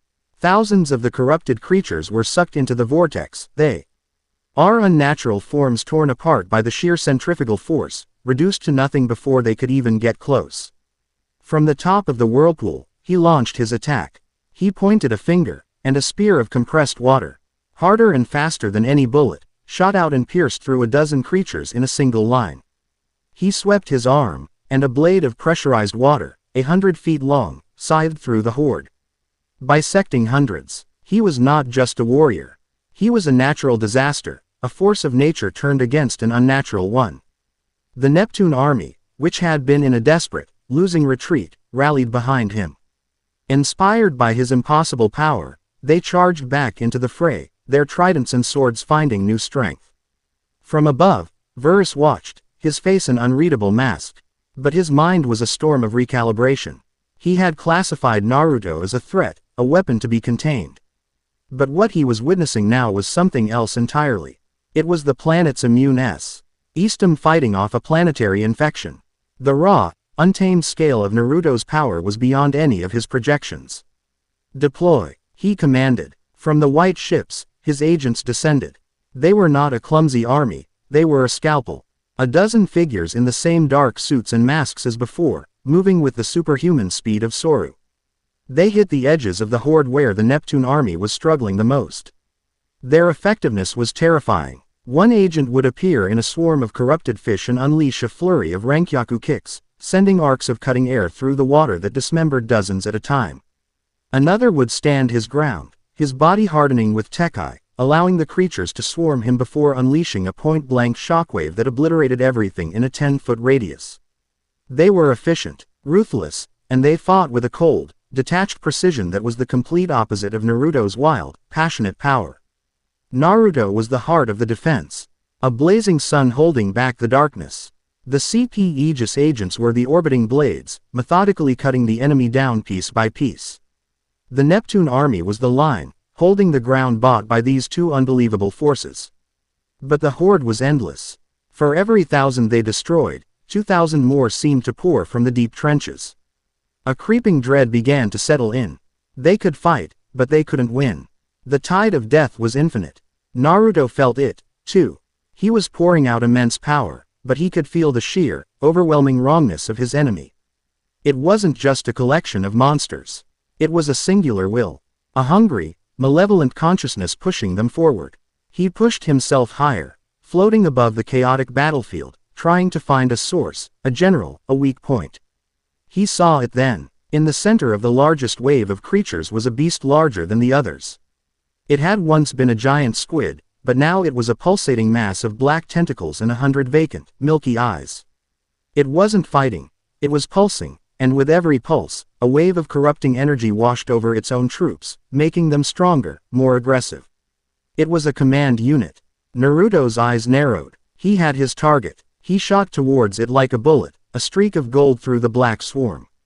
Creatures lunged at him, but he didn't even bother to strike them down. He simply willed the water around him to become a frictionless sheath, and they slid off him harmlessly. Just as he was about to reach the squid thing, a new threat emerged. From the beast's own shadow, a figure detached itself. It was humanoid, sleek and black, with long, blade-like arms and a featureless face save for a single, glowing red eye. It moved with a speed that rivaled his own, intercepting him mid-flight. A blade of solidified, black energy sliced towards his head. Naruto reacted on pure instinct, creating a shield of compressed water. The impact was immense, sending a shockwave that momentarily cleared the water for 50 yards. This was no mindless drone. This was a warrior. As Naruto engaged this new, elite enemy, the tide of the battle below began to turn against them again. With their champion occupied, the Neptune army and the CP Aegis agents were once again being overwhelmed by sheer numbers. The squid commander pulsed faster, its corrupting influence spreading, the line of defense beginning to buckle. Varus, observing from the palace balcony, saw the equation shift once more. The anomaly was being held up, and the line was about to break. If the island fell, his mission failed. Unacceptable. All agents, converge on the anomaly's position, he commanded, his voice ice. He is engaging an alpha-level hostile. Neutralize the alpha's support. Clear a path for him. Then he did something that went against every rule in his book. He leapt from the balcony himself. He landed on the roof of a lower building, his two unconscious agents slung over his shoulders. He deposited them safely, then drew two sleek, black pistols from inside his coat. They were not normal firearms. They hummed with a low, contained energy. I am descending to the field, he spoke into his communicator. The primary assets must be preserved. He joined the fray. He moved with a grace that was different from his agent's rokushiki. It was more economical, more precise. He never wasted a single motion. He would fire a single shot from his pistols, and a beam of coherent, disruptive energy would lance out, causing a corrupted creature to destabilize and dissolve. He was a surgeon on the battlefield, dismantling the enemy with cold, flawless precision. His agents, following his orders, converged on Naruto's position. They formed a perimeter around his high-speed duel, cutting down the lesser creatures that tried to interfere, creating a sterile bubble for him to fight in. Naruto felt their support, a strange and unexpected relief. He was locked in a deadly dance with the red-eyed shadow. It was fast, strong, and its blades could cut through his water constructs if he didn't reinforce them enough. It was a true challenge. He saw Varus and his men fighting below, saw their bitter, pragmatic alliance in action. He didn't have time to question it. He just had to end this. You're in my way, Naruto growled at the shadow creature. He stopped dodging. He stopped parrying. He planted his feet in the water and took a deep, centering breath. He opened his arms wide and roared, a sound of pure, untamed life. An explosion of golden, life-affirming energy erupted from him. It wasn't chakra. It was the raw, vital essence of the all-blue, the antithesis of the creature before him. The shadow thing shrieked as the light washed over it, its black form steaming and sizzling. Naruto charged forward, his fist cocked. He didn't surround it with water. He became the water. His body flowed, his fist leading the charge, a living torpedo of righteous fury. He slammed his fist into the creature's center mass. The impact was silent, but the result was absolute. The creature didn't explode. It dissolved, unmade by a power that was its complete opposite, its single red yi fading to black before vanishing entirely. Without pausing, Naruto shot towards the now unprotected squid commander. The beast, sensing its imminent demise, let out a psychic shriek and tried to flee. Naruto appeared above it, his hands held together. It's over. He brought his hands down. A pillar of oceanic pressure, 1,000 miles of water focused into a single point, descended upon the creature. Like the first Sea King he had fought, the Squid Commander was simply erased from existence, crushed into nothingness. With its destruction, the psychic will driving the horde shattered. The remaining corrupted creatures faltered, their movements becoming disorganized and clumsy. The relentless, intelligent assault devolved into a chaotic swarm of mindless beasts. The fire had gone out of them. The Neptune army, CP Aegis, and Naruto pressed their advantage. Within minutes, the rest of the horde was mopped up, their forms dissolving into the foul black sludge that now coated the lower districts. Then, silence. The alarms had stopped. The screaming was over. The only sound was the gentle hum of the island and the heavy breathing of the exhausted soldiers. The lower districts were a wreck. The beautiful coral architecture coated in a dying black slime, but the island had held. Naruto floated in the center of the devastation, his golden aura fading. He looked at the white-clad agents of Cypher Pole, who were already regrouping with cold efficiency. He saw Verus, who was holstering his strange pistols, his face as unreadable as ever. For a moment, they were not enemies. They were not allies. They were survivors of a battle against a common, horrifying foe. The political lines, the missions, the arguments, they all seemed absurd in the face of the silent, dead sludge that now surrounded them. Verus met Naruto's gaze across the ruined plaza. His analytical mind, which had been so certain of the world and its threats, was now looking at a board that had been violently, inexplicably changed. He had come here to contain a weapon. Instead, he had found a shield. And he had just witnessed the monster that shield was protecting them all from. The equation was no longer simple. Chapter 5 End. Chapter 6. The Heart of the Sea. The silence in the aftermath was heavier than the sea itself. It was a silence filled with the ghosts of screams, the memory of the unnatural horde, and the foul, pervasive stench of the black sludge that coated everything. The lower districts of the Ryugu Kingdom, once a vibrant panorama of coral homes and bustling plazas, now looked like a freshly dead reef, bleached and sullied. The Neptune army moved through the devastation, tending to the wounded and assessing the damage. The citizens, emerging from their homes, looked upon the scene with wide, horrified eyes. But their horror was mixed with a dawning, incredulous awe as they looked upon the figures in the main plaza. They saw their own soldiers, the mysterious and terrifyingly efficient white-clad agents of the surface. And at the very center of it all, the golden-haired human who had stood like a sun against the tide of absolute night. King Neptune and the princes arrived, their faces grim. Fukabashi's strategic mind was already cataloging the disaster, but even his stern composure faltered at the sheer scale of the corruption. Hex Verus stood apart, his face a mask of cold composure. But Naruto could feel the storm of conflict within him. He was a man whose entire worldview, a carefully constructed edifice of rules, protocols, and strategic certainties, had just been demolished by a horrifying, illogical reality. His mission, his very purpose here, had been rendered almost absurd by the battle they had just survived. He approached Naruto, his movements stiff and deliberate. The remaining CP Aegis agents tensed, but Verus raised a hand, ordering them to stand down. Uzumaki, he began, his voice flat and devoid of its earlier commanding tone. A temporary cessation of hostilities is, strategically prudent. You mean a truce? Naruto asked, one eyebrow raised. I mean, Verus clarified, his eyes scanning the black sludge that clung to the coral walls. A previously unknown variable of catastrophic potential has entered the equation. My primary mission concerning you and the princess cannot be accurately reassessed until this new variable is analyzed and understood. It was the most pragmatic, emotionally detached way of calling a truce Naruto had ever heard. He almost smiled. So, you're not going to try and arrest us while we're standing in a puddle of monster goo.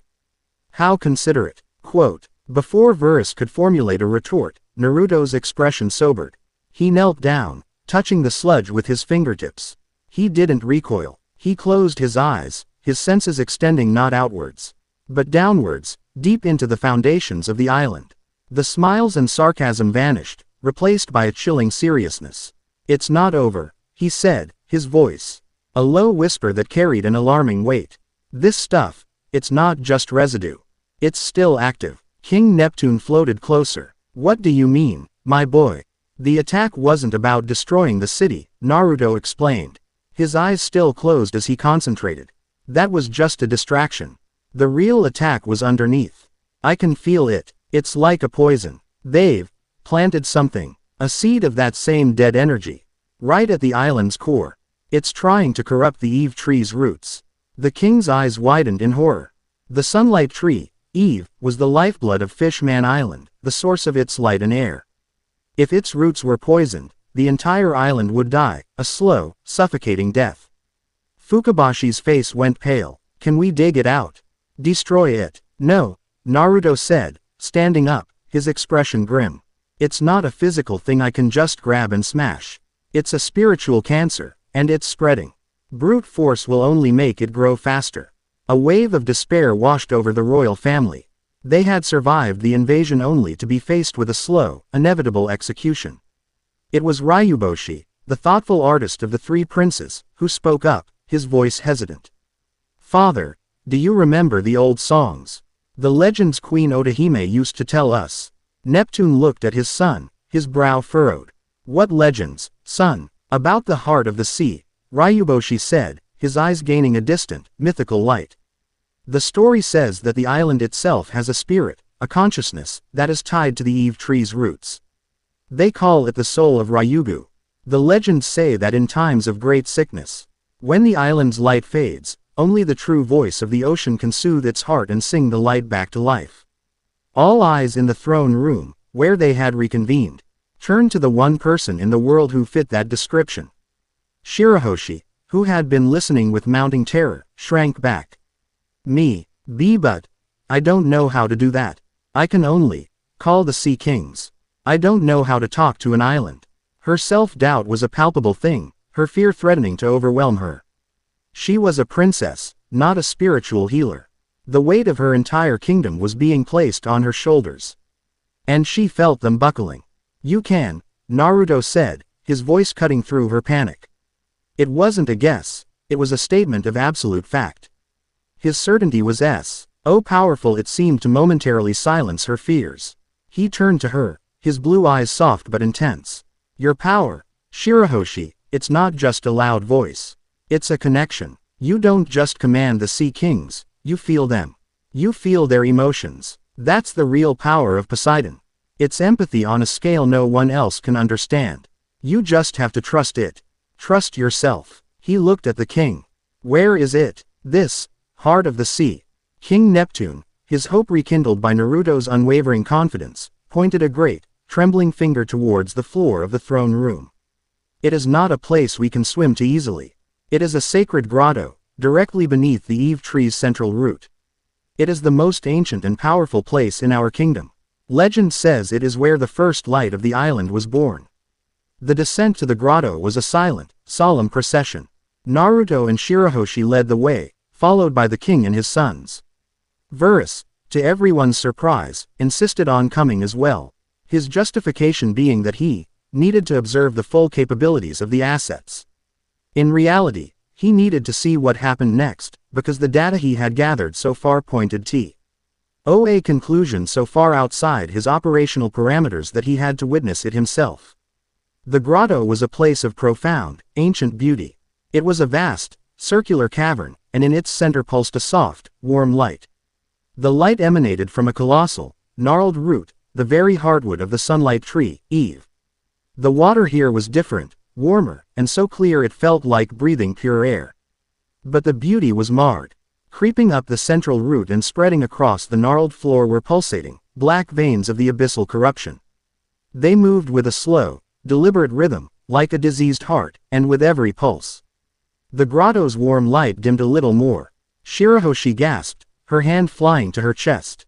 She could feel it, a slow, agonizing pain, like a lullaby sung in a key of deep sorrow.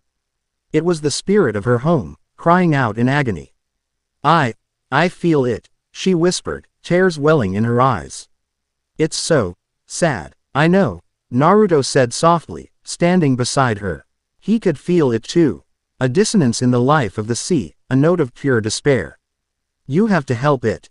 Sing it a new song. But how? She cried, her resolve crumbling. What do I do? The black veins on the root pulsed violently, as if sensing her fear, and spread further. The light dimmed again. Naruto moved in front of her, taking her massive hands in his own. His touch was warm, an anchor in the cold sea of her fear. You're not going to do it alone. I'm right here with you. That stuff, he said, nodding at the corruption, is going to fight back. It'll try to get to you, to feed on your fear. I'll be your shield. I'll keep it at bay. All you have to do is focus on the light. Focus on the island's song. Find it, and sing it back. He looked deep into her eyes, his own filled with a bell. IEF so powerful it left no room for doubt. I believe in you, Shirahoshi. She took a shaky breath, her gaze locked with his. In his eyes, she didn't see a crybaby or a weapon or a sheltered princess. She saw herself as he saw her, a queen. She nodded. Naruto turned to face the corrupted root, planting his feet. Don't let anyone interfere, he called back to the princes and Verus. Then he closed his eyes and unleashed his power once more. A dome of shimmering, golden blue energy erupted from him, enveloping both him and Shirahoshi, a protective bubble that pushed back against the encroaching darkness. Inside the dome, Shirahoshi closed her eyes as well. She pushed past her fear and listened. She reached out with her power, not as a command, but as a gentle touch. She sought the island's pain, the source of its sorrow. The corruption fought back. Tendrils of black, psychic energy lashed out, slamming against Naruto's shield. He grunted, the force of the assault staggering him. This was not a physical attack. It was a wave of pure nihilism, of despair, of emptiness. It whispered of failure, of loneliness, of the futility of it all. He gritted his teeth, pouring more of his own life force into the shield. His own memories of friendship and hope, his only defense against the crushing void. Shirahoshi felt the assault on his shield, felt his struggle. She knew he couldn't hold it forever. She had to act. She pushed deeper, past the pain, past the corruption, searching for that flicker of light. And then she found it. A tiny, faint melody, a single note of life humming deep within the root. It was weak, almost extinguished, but it was there. She focused on it. She poured all of her love for her home, her family, her mother's memory, into that single note. She began to hum, a soft, tentative sound. The corruption redoubled its assault. The black veins pulsed violently, and the psychic attack on Naruto's shield intensified. He felt his knees begin to buckle under the strain. He saw images of his own world dying, of Sasuke and Sakura fading into nothingness. The grief was a weapon, sharp and cold. Shirahoshi, he gasped, his concentration wavering. I can't hold it much longer. She heard the strain in his voice. She saw him fighting for her, taking on a world of pain to give her this one chance. Her heart broke, and in that moment, her fear for him eclipsed her fear for herself. Her humming grew stronger, turning into a wordless, beautiful song, a melody of pure, unconditional love. But the darkness was too strong. The note of light was beginning to fade again under the renewed assault. I can't do this, she cried out, tears streaming from her closed eyes. I'm too weak. No, you're not. Naruto's voice was a lifeline. He pushed himself back up, his golden aura flaring defiantly. You're the strongest person I've ever met. Stay with me, Shirahoshi. I'm not letting you go. His words, his absolute, unwavering faith in her, pierced through her despair. It was a light as powerful as the one she was trying to save. Her heart swelled with an emotion so powerful it overwhelmed everything else. Her love for her home, her gratitude for him, her newfound hope for her own future, it all merged into one. Naruto-sama, she whispered, her voice thick with tears. The words caught in her throat. She couldn't say it, but he heard it anyway. Their spirits were linked, their powers intertwined. He felt her heart as clearly as his own. I know, he answered, a small, pained smile on his face. Me too. That was all it took. The confession, spoken not with words but with shared feeling in a moment of absolute crisis, became the final catalyst. It was the spark that ignited the flame. Shirahoshi's song erupted from her, no longer a gentle melody, but a tidal wave of pure, life-giving power. It was the voice of the sea itself, ancient and powerful and filled with an indomitable love.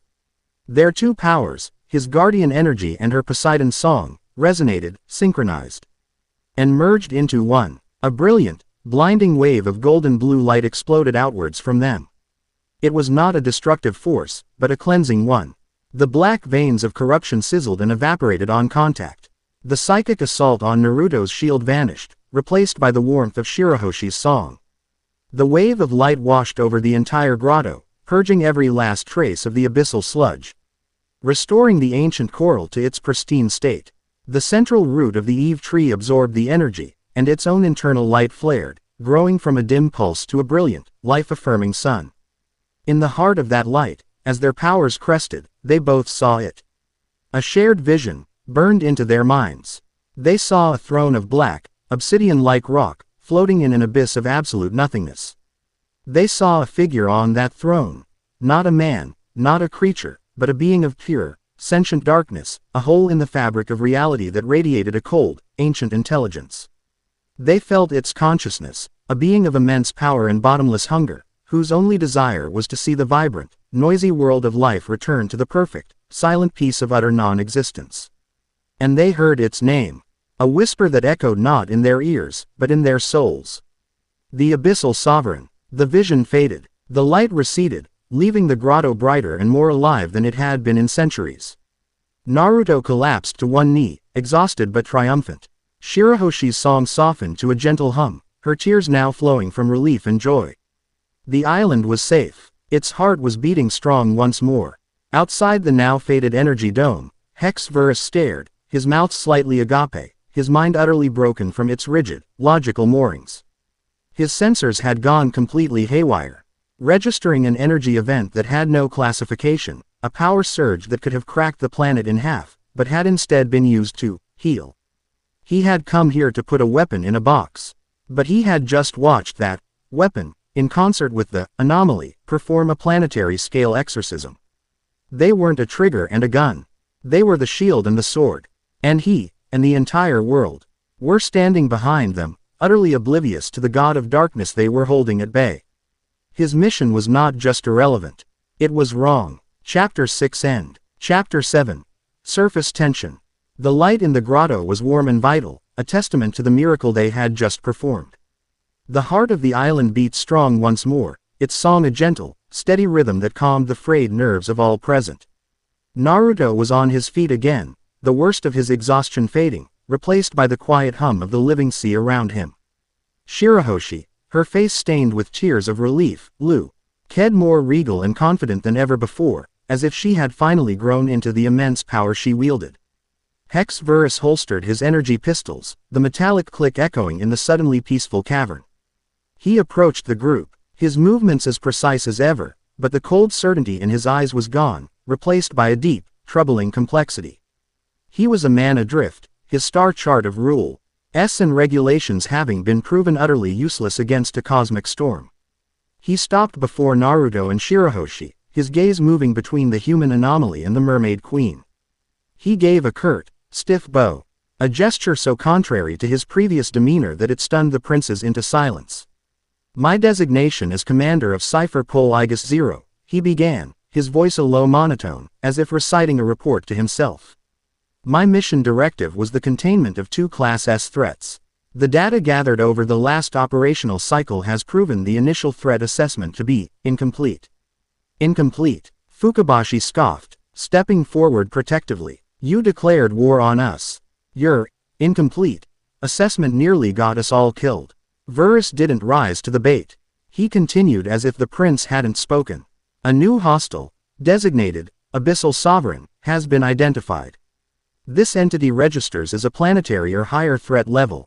The previous targets, Naruto Uzumaki and Princess Shirahoshi, have been reclassified. They are currently the only known countermeasures effective against this primary threat. He looked directly at Naruto. Therefore, my previous mission is suspended. My new, self-authored directive is to understand and neutralize the Abyssal Sovereign. To do that, I require your cooperation. My analysis suggests you require my intelligence and resources. A temporary strategic alliance is the most logical course of action. It was the verse equivalent of a heartfelt apology and a plea for partnership. Naruto understood the man well enough now to see the monumental shift this represented.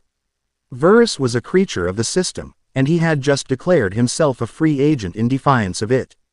"All right, Verus," Naruto said, a weary but genuine smile touching his lips. "We'll be your countermeasures. But we're not your assets, and we're not your weapons. We're your allies." "Got it. The terminology is acceptable," Verus conceded with a slight nod. A pact was made. Back in the slowly recovering plaza, a plan began to form. The mood was somber but determined. "This sovereign, this god of nothingness, we saw its throne," Naruto explained to the king and the others. "It was a vision, but it felt real. It's hiding somewhere, anchored to this world, sending out that corruption. We purged the island, but we didn't kill the source. It will just attack somewhere else. A defensive posture is a losing one," Verus added, his mind already running strategic models. "We are waiting for the enemy's next move. We must go on the offensive. We need information, legends, historical records, anything pertaining to a being of this nature." King Neptune sighed, his great form slumping slightly. "The Ryugu kingdom keeps the most complete histories of the deep. But we have no records of such a being.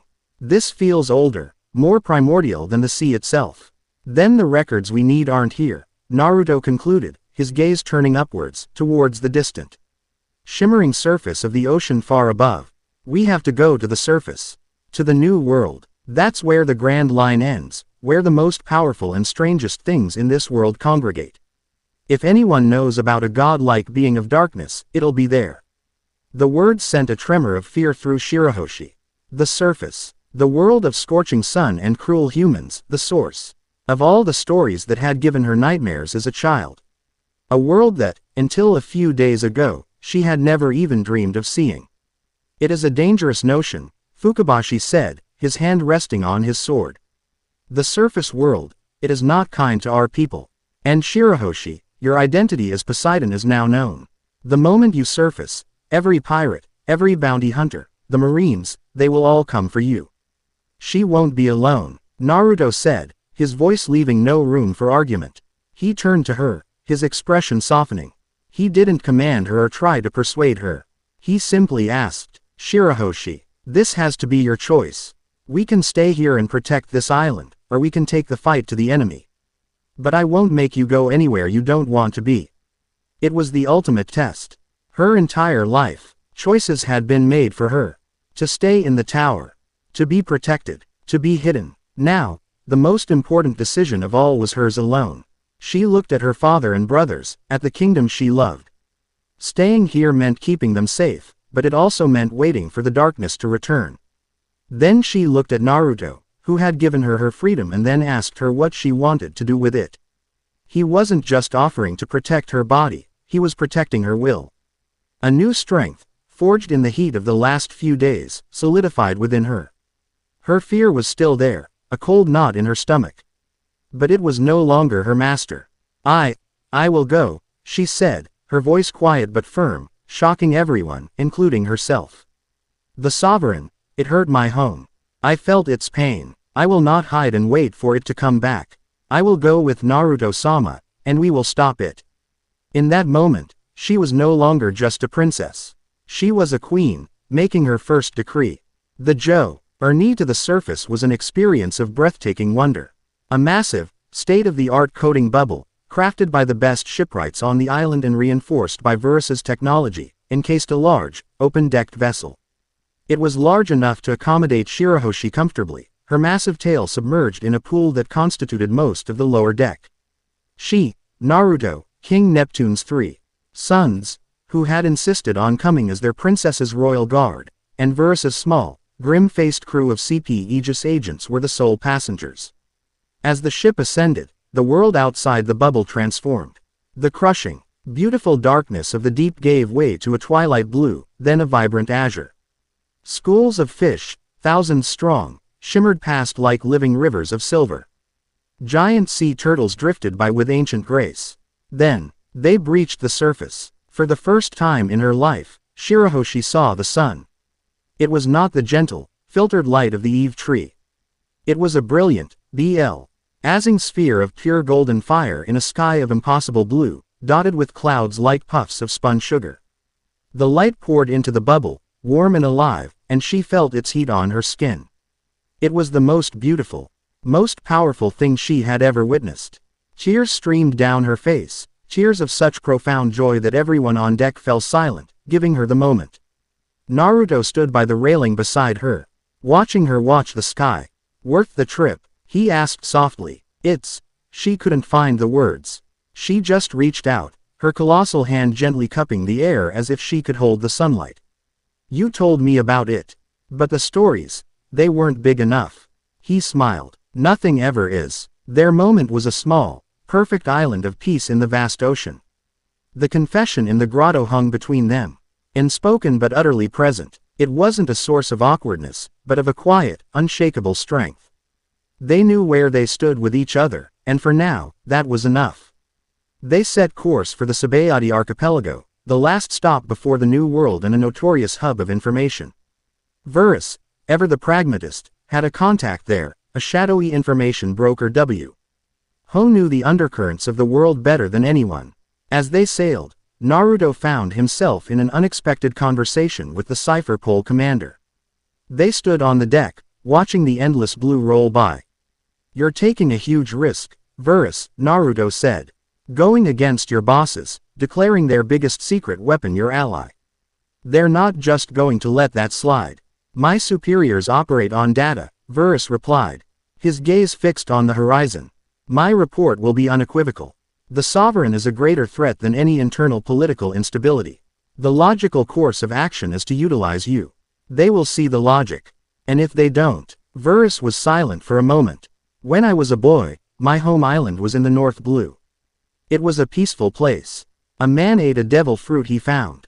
A Logia type. He couldn't control it. He lost his temper during an argument, and in his rage, he became a living storm.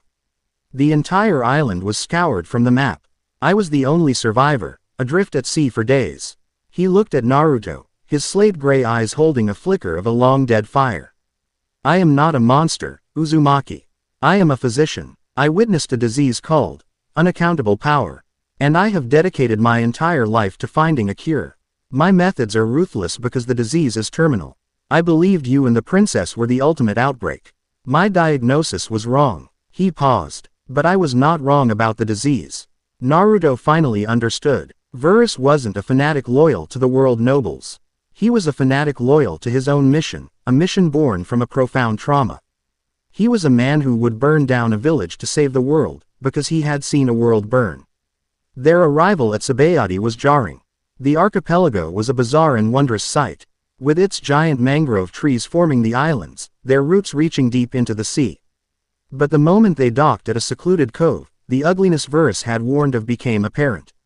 Shirahoshi had to remain in the coated vessel, a necessity that pained her now that she had tasted the open air. Naruto, Verus, and a reluctant Fukabashi, who refused to let his sister's protector go alone, went ashore.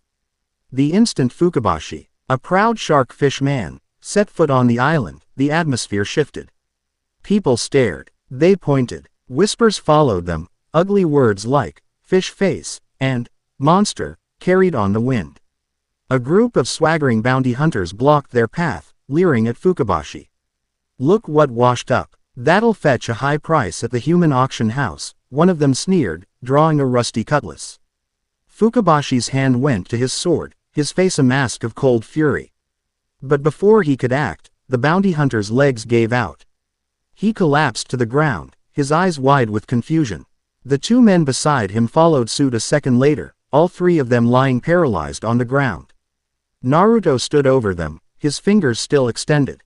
He hadn't moved. He had simply fired 3 microscopic, hyper-dense needles of water into a nerve cluster in their legs. It was non-lethal, precise, and utterly terrifying. "He's not for sale," Naruto said, his voice dangerously quiet. He looked around at the gawking crowd, his blue eyes as cold as the abyssal deep. "Anyone else want to make an offer?" The crowd dispersed immediately. They made their way to a small, unassuming bar on the edge of the lawless zone, Shaki's rip-off bar.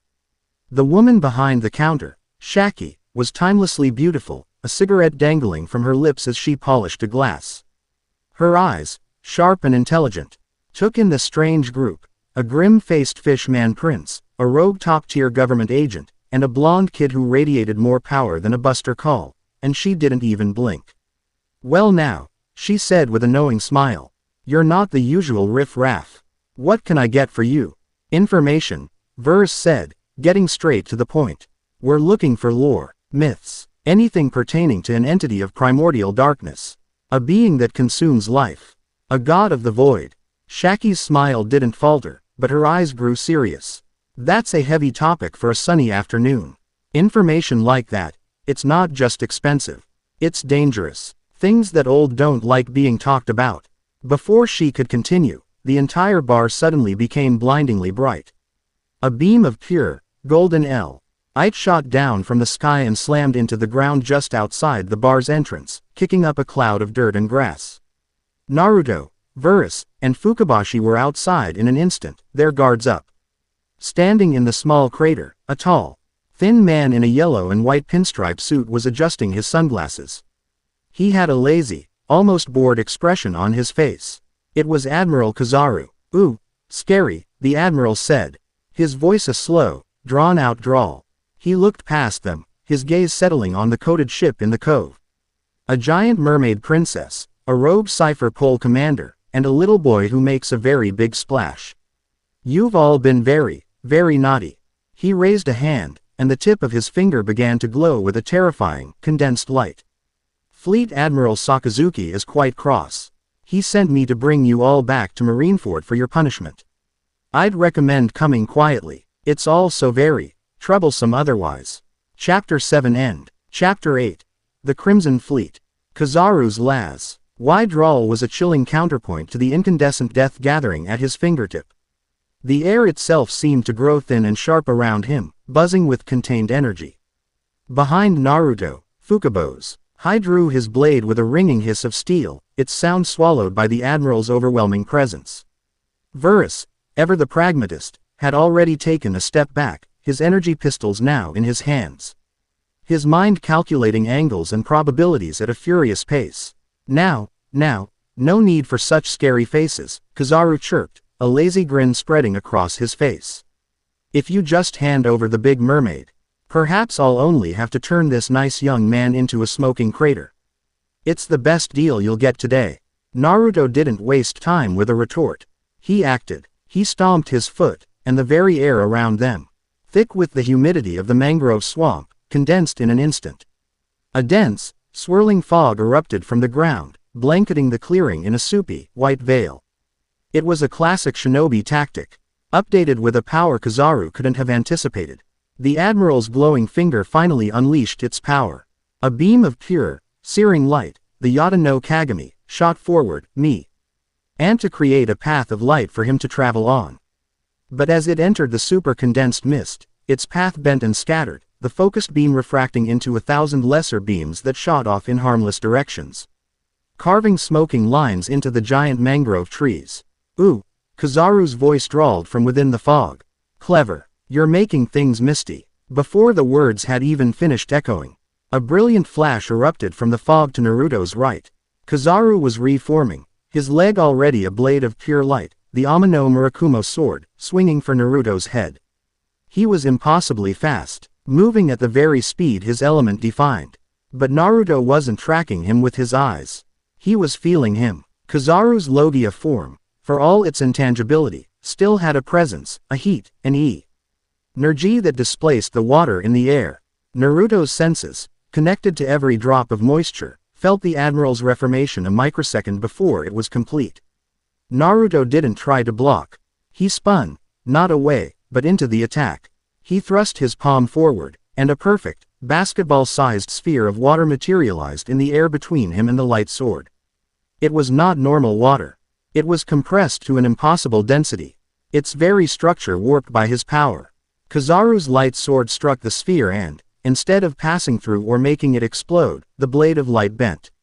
The dense water acted as a perfect, concave lens, catching the Admiral's own attack and refocusing it, wrapping it around the sphere. For a split second, Kizaru's own light blade was aimed right back at his own neck. The admiral's lazy expression vanished, replaced by genuine shock.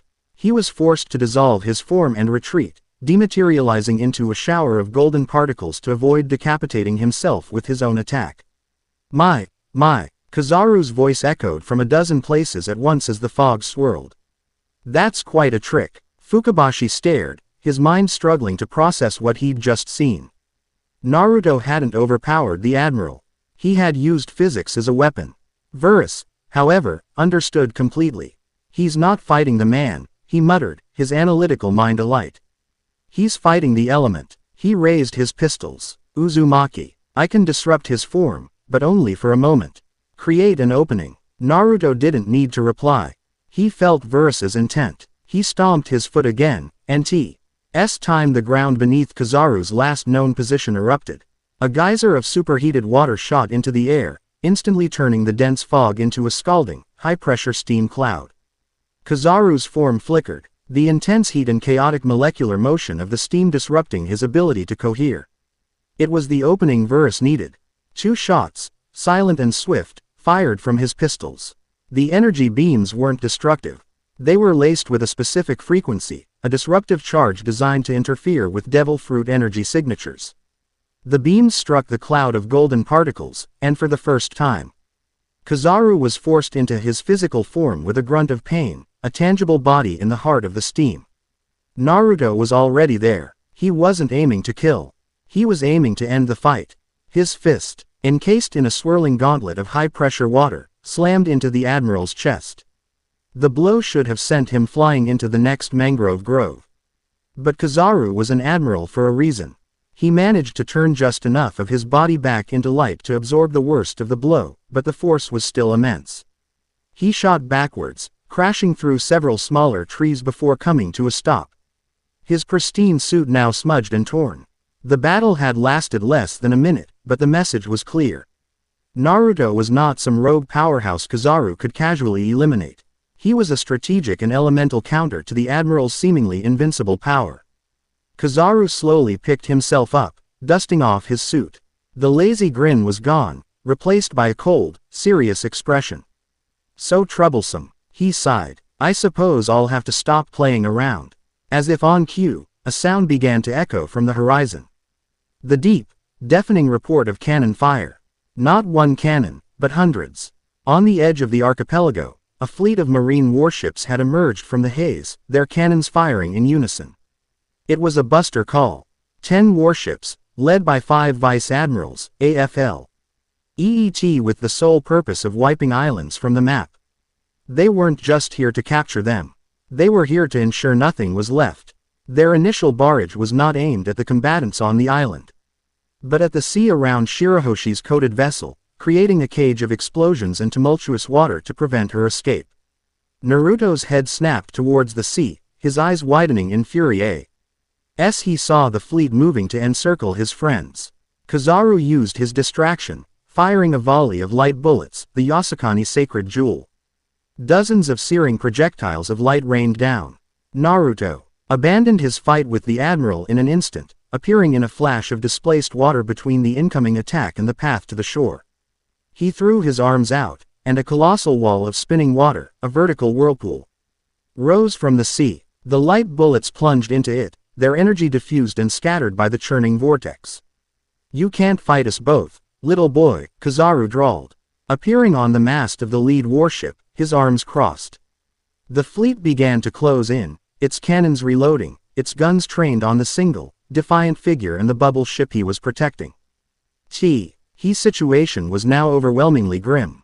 It was one man against a navy. He is not a boy. A voice, deep and filled with a warrior's pride, boomed from the shore.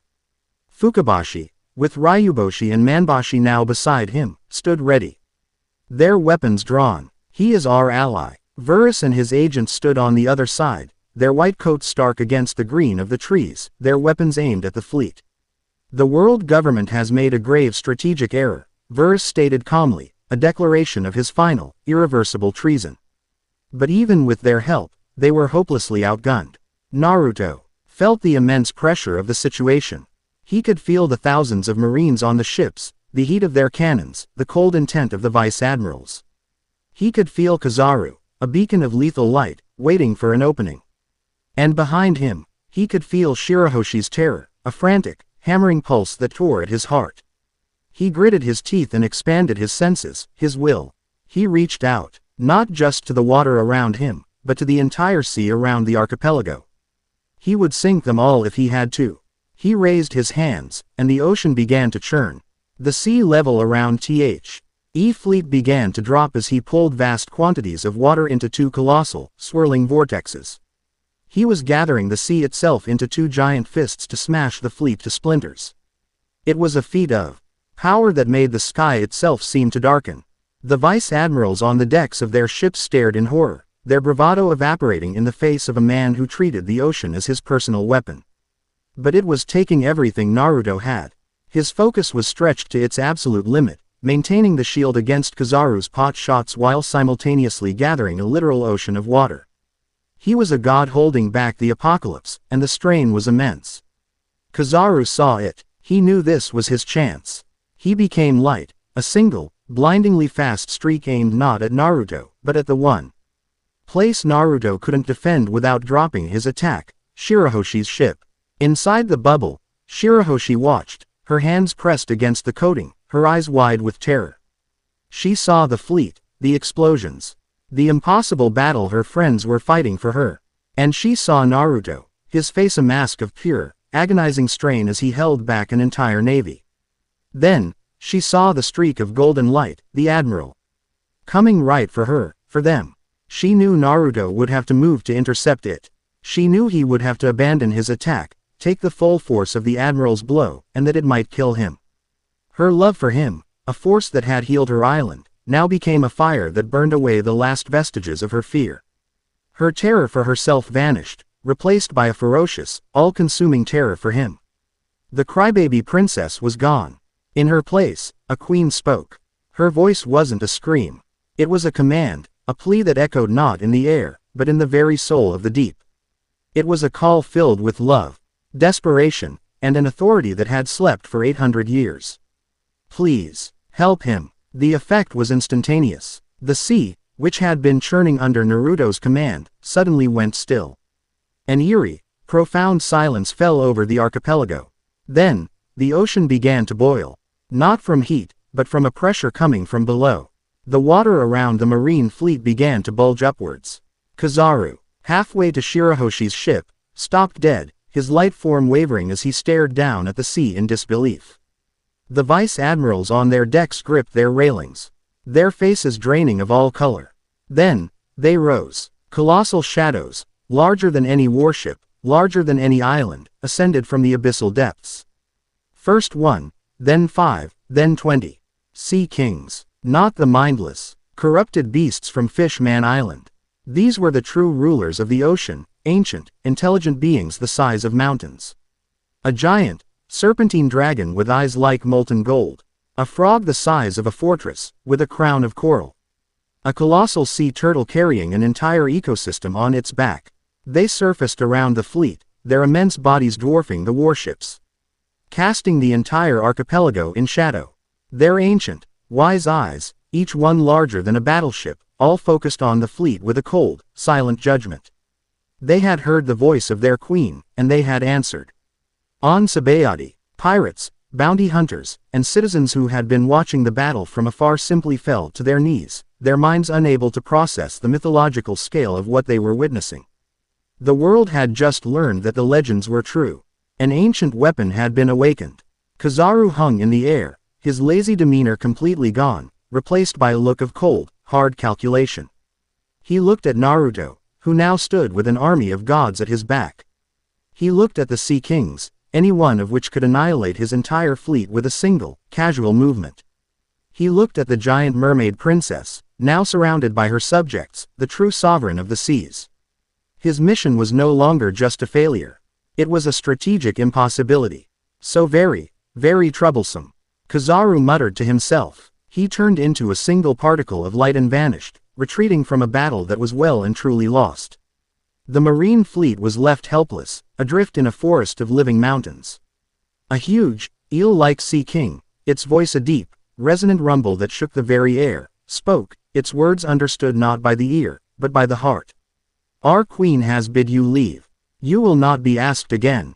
Quote, the buster call was over. The world government had challenged the guardian and the princess, and for the first time in centuries, the sea itself had answered. News correspondents, hidden in the mangrove roots, were already screaming into their transponder snails, their voices shaking with a mixture of terror and exhilaration. The news was already spreading. The world's balance of power, so carefully maintained for so long, had just been irrevocably shattered. Chapter 8 End. Chapter 9. The Hollowed Prince. The world held its breath.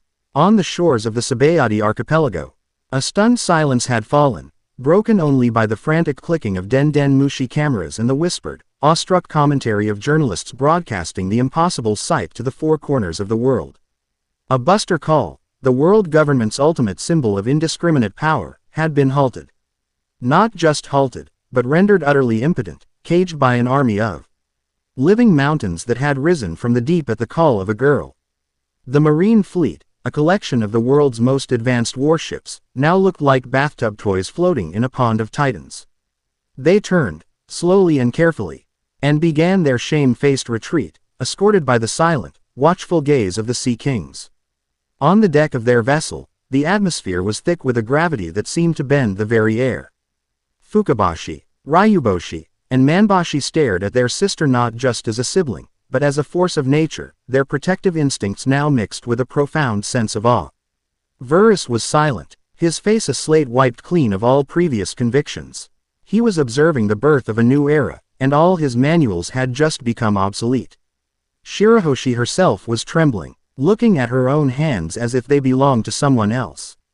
The sheer scale of what she had just done was beginning to settle upon her, a weight and a wonder all at once. Naruto moved to her side, his presence a warm and steady anchor. You did it, Shirahoshi, he said softly, his voice filled with a pride that was almost tangible. You saved us all. I was so scared for you, she whispered, her colossal form trembling. I saw him coming for you, and I just called. That's what courage is, he said, placing a hand on the railing beside her massive fingers. Being terrified, and doing it anyway. You weren't just a princess today. You were a queen. Her tears started again, but they were different now. They were the tears of someone beginning to understand their own strength. The Sea Kings, their duty done, gave a collective, rumbling chorus of acknowledgement to their queen before descending once more into the azure depths, their departure leaving a profound and sudden emptiness in the sea. The world felt smaller, more fragile, without them. We cannot stay here. Verus's voice cut through the moment, sharp and pragmatic. The news of this is already circling the globe. Every power player, from the Revolutionary Army to the Four Emperors, will be making a move. This location is compromised. We must proceed to the New World immediately. There was no argument. Their quiet infiltration of the surface world had just ended with the loudest possible bang. They were no longer just fugitives. They were the epicenter of a global political earthquake. As their ship, coated once more, slipped beneath the waves and began its perilous descent toward the undersea passage at Red Port, a new and unsettling feeling began to creep over Naruto. His connection to the sea, usually a symphony of vibrant life, was developing a discordant note, a subtle, spreading cold, like a drop of ink in a vast glass of water. He stood on the deck, his eyes closed in concentration, trying to pinpoint the source. It wasn't like the abyssal sludge, this was cleaner, emptier. It was the feeling of life being erased. What is it? Fukabashi asked, noticing the tension in Naruto's stance. Something's wrong, Naruto murmured. The water ahead, it feels dead. Silent. Verus checked his advanced sensor equipment. Readings are nominal. Temperature, pressure, salinity are all stable. There's nothing there. That's the problem, Naruto said, his eyes snapping open, a sudden dread washing over him. There should be. There's no life. No fish, no plankton, no sound. Nothing. Before he could elaborate, the ship lurched violently. Outside the bubble, the vibrant blue of the ocean was rapidly darkening, not into the natural black of the deep, but into an unnatural, oily void. They weren't just moving through it. It was closing in on them, the world outside their bubble dissolving into a featureless, lightless abyss. We're trapped, Manbashi yelled, pointing. The path behind them was gone, sealed by the same encroaching nothingness. They were adrift in a pocket of absolute silence. It was then that the voice echoed in their minds. It was not a sound. It was a thought, ancient and filled with a sorrow so profound it felt like a physical weight. It bypassed the ears and spoke directly to the soul, and it was aimed at only one of them. Little queen, so bright you burn, like she did, Shirahoshi cried out, clutching her head. Who is that? The voice continued, soft and persuasive, dripping with a twisted, melancholic empathy. I am a memory, a ghost of a promise your kind has always made, and always broken. I watched a queen, much like you, dream of a dawn that never came. I watched her love and her hope turn to ash in the fires of a world that despises the light. Visions flooded Shirahoshi's mind, unbidden and horrifyingly vivid. She saw her mother, Queen Otahime, falling, a hole burned through her chest, her dream of coexistence dying with her. She saw Fisher Tiger, betrayed by the very humans he had saved, his final words a curse of hatred. She saw the sneering faces of the bounty hunters on Sabayati, the ugly prejudice a wall of hate. You have a guardian, the voice whispered, as a form began to coalesce in the black water outside their bubble. So did she. It did not save her. Your guardian is strong, but what will he do when the world you want to save turns on you? When they see your power not as a shield, but as a prize to be taken or a threat to be destroyed. Your love will not bring peace, little queen. It will bring war. Your hope is not a beacon. It is a target. The figure outside was fully formed now. It was majestic and terrifying. It had the serpentine, regal form of a sea king, but one from a nightmare. Its scales were the color of obsidian. Its body adorned with what looked like shattered crowns of dead coral. Its face was noble, but its eyes glowed with the same vacant, malevolent red light as the abyssal warrior Naruto had fought.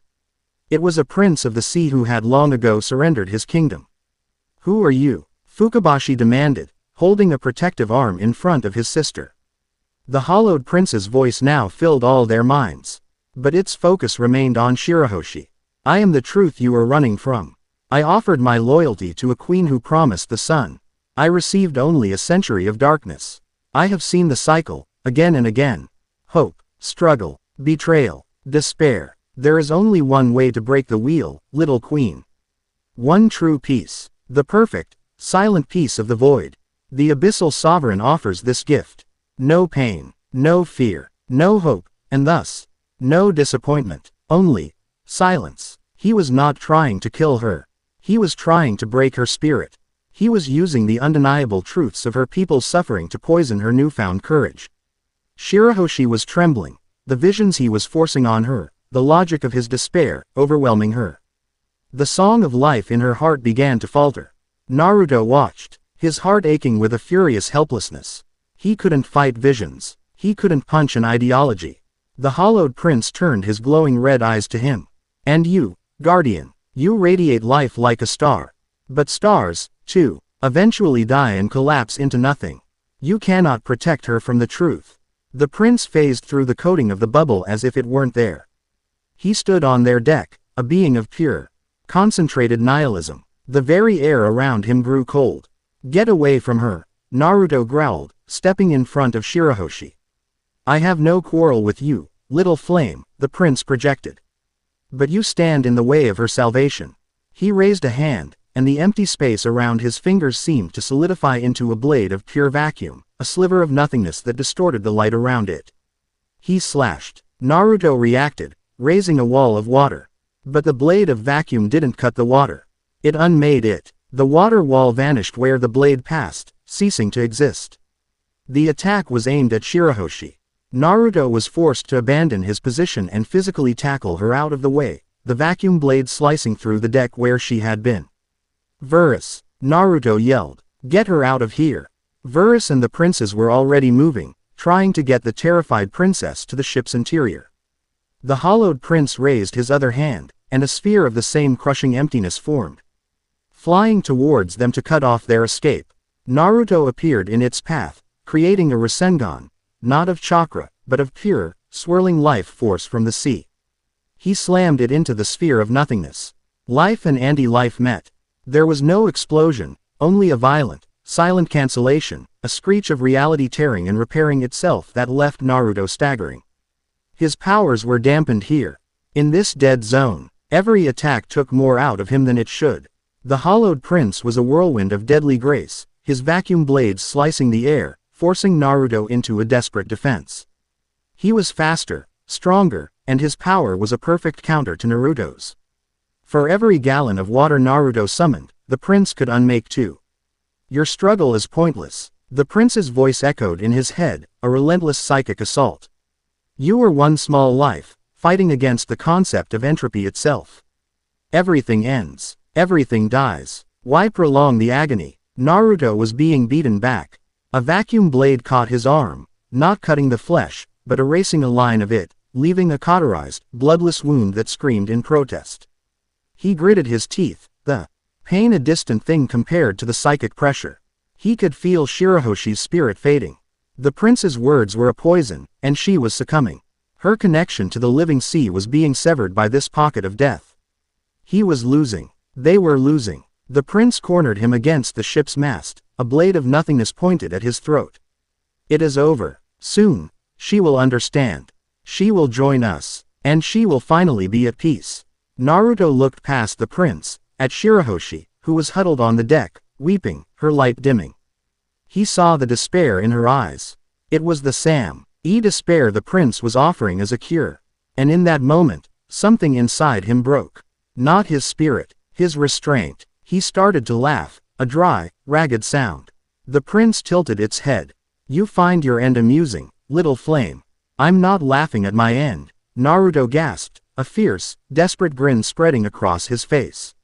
I'm laughing at you. You talk about peace and silence. You call that cage you live in, salvation. You're just a coward who got his heart broken and decided the whole world had to be as miserable as you are. He looked at Shirahoshi, his voice rising, pouring all of his belief, his love, his stubborn refusal to quit, into his words. Maybe you're right. Maybe the world is a cruel place. Maybe trying to change it will just lead to more pain. Maybe we'll fail. Maybe it will all end in heartbreak. He pushed himself off the mast, his own life force flaring, a defiant golden fire against the oppressive dark. But the moments in between, Shirahoshi. The sun on your face. The taste of good ramen. The feeling of making a promise and keeping it. A friend who believes in you when you don't believe in yourself. Those moments are real. They're worth the pain. You are worth the pain. His words, a declaration of illogical, irrational, defiant hope, were a weapon the prince had no defense against. They were a shield for Shirahoshi's spirit. She looked up, her tear-filled eyes meeting Naruto's. He wasn't offering her a guarantee of victory or a world without pain. He was offering her his hand, a promise to walk through the pain with her. She remembered the sun. She remembered his smile. She realized the prince's silent peace was just a bigger, emptier tower. A single, clear note emerged from her lips. It was weak at first, but it was a note of life. Her song. It was not a command. It was a declaration of existence. The hollowed prince recoiled as if struck, the song of life and agony to its very being. No, silence is peace. No, Shirahoshi said, her voice finding its strength. Her song growing louder. Life is peace. Her song, powered by Naruto's defiance, became a beacon. It was pure, vibrant life, pushing back against the dead zone. The black, tie water around the ship began to shimmer, the song reseeding reality itself with life. The hollowed prince shrieked, its form beginning to destabilize. Naruto charged, his fist encased in a Rasengan that shone like a miniature star. This is for making her cry. He slammed his fist into the prince's chest. The being of despair and nothingness was engulfed in a storm of pure life. It didn't die. It was purged. For a single, fleeting moment, the red light in its eyes faded, replaced by the ancient, sorrowful gaze of a sea king who remembered the sun. Then, it dissolved, its final thought echoing in their minds. Fools! The sovereign's heart waits where all hope died, in the shadow of the final island. The dead zone shattered. The vibrant blue of the ocean rushed back in, the sounds of the sea returning in a joyous symphony. The sun, a distant thing in these depths, seemed to shine a little brighter. They had won, but they were all shaken to their core. They now knew their enemy's true weapon was not a blade or a monster. It was despair, and they had a destination. The shadow of the final island. Laugh Tale. Chapter 9 End. Chapter 10. The Uncharted Dawn. The sea of the New World was a different beast entirely. Unlike the predictable currents of paradise, the waters here were wild and temperamental, a realm where the laws of nature seemed like mere suggestions. Islands of winter floated past archipelagos of eternal summer, magnetic fields shifted without warning, and the sky could turn from a brilliant blue to a stormy black in the span of a heartbeat. It was a sea that tested all who dared to enter it. A perfect reflection of the chaos and ambition of the pirates who called it home. On the deck of their ship, a new, quiet normal had settled in. The terror of the battle with the hollowed prince had receded, leaving behind a grim, unshakable resolve. They were no longer reacting to events. They were on a quest, their course set by the dying words of a fallen sea king. They had become a crew, a strange and unlikely collection of beings bound by a shared, impossible purpose. Fukabashi, the ever-vigilant heir to a throne, now acted as the ship's first mate and tactician. His royal bearing a stark contrast to the raw pragmatism of Hex Verus, who had seamlessly transitioned into the role of Chief Intelligence and Technology Officer. His CP Aegis agents, loyal to I am above the distant authority of the Five Elders, were now the ship's silent, efficient security detail. Ryuboshi and Manbashi, free from the constraints of the palace, brought a much-needed morale and unorthodox creativity to the grim proceedings. And at the helm was a new, welcome face. As they had passed through the undersea passage into the New World, a colossal, whale-shark-fish man had been waiting for them. His presence as steady and reliable as the tides. Jinbei, the Knight of the Sea, had heard his princess's call across the world and, with King Neptune's blessing, had come to offer his service. He was their helmsman, his wisdom and unparalleled knowledge of the Grand Line an indispensable anchor in these chaotic waters. The world they had entered was in an uproar. Every newspaper, carried by the tireless news crews, screamed headlines that shook the foundations of global power. Buster Call halted at Sabayati, the ancient weapon Poseidon revealed, mysterious, guardian, defies Admiral Kizaru. In grainy, shocking photographs, the world saw the colossal forms of the Sea Kings dwarfing a marine fleet. They saw the golden-haired warrior standing against an admiral. They saw the giant, beautiful mermaid princess at the center of it all. The reaction was a global firestorm. At Marineford, Fleet Admiral Sakazuki was said to have shattered his desk with a magma fist, his rage echoing through the fortress. The Five Elders, for the first time in centuries, were faced with a power they could not control, bully, or assassinate. On a distant island in the New World, the Revolutionary Dragon looked at the news with a rare, thoughtful smile. In the territories of the Four Emperors, the news was a tremor that shifted the very landscape of power. Kaido wanted to fight the new challengers. Big Mom wanted to possess the power of Poseidon. Blackbeard saw an opportunity to steal it. And on the deck of the Red Force, Shanks looked out at the sea, his expression unreadable. Knowing that the Great War Whitebeard had foretold was finally beginning to gather. Naruto and his friends were no longer a secret. They were a new, rogue faction on the world stage, seen by some as aviators and by others as the greatest threat the world had ever known. They gathered in the ship's main cabin, a map of the New World spread across the table. The shadow of the final island, Verus repeated, his finger tapping the end of the Grand Line, a section of the map that was mostly blank, marked only with warnings and legends. He meant Laugh Tale, the island that holds the One Piece. The Sovereign's heart, its anchor to this world, is located near the most mythical and unreachable place in existence. Many have tried to reach Laugh Tale, Jinbei said, his deep voice rumbling with the weight of history.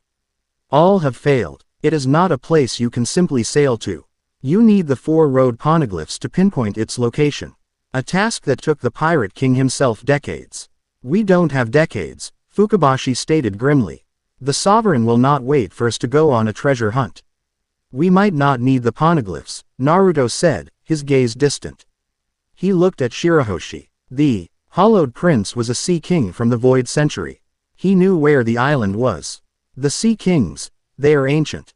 They remember things humans have long forgotten. Maybe the path to Laugh Tale isn't written on stone. Maybe it's a memory. Quote, a new hope entered the room. It was a long shot, a desperate gamble, but it was the only one they had. Shirahoshi, the voice of the sea, might be able to ask for directions to the end of the world. That night, the sea was calm. The new world's sky, free from the light pollution of civilization, was a breathtaking tapestry of stars and nebulae. Naruto found Shirahoshi on the deck, her massive form silhouetted against the cosmos, her gaze lost in the river of stars overhead.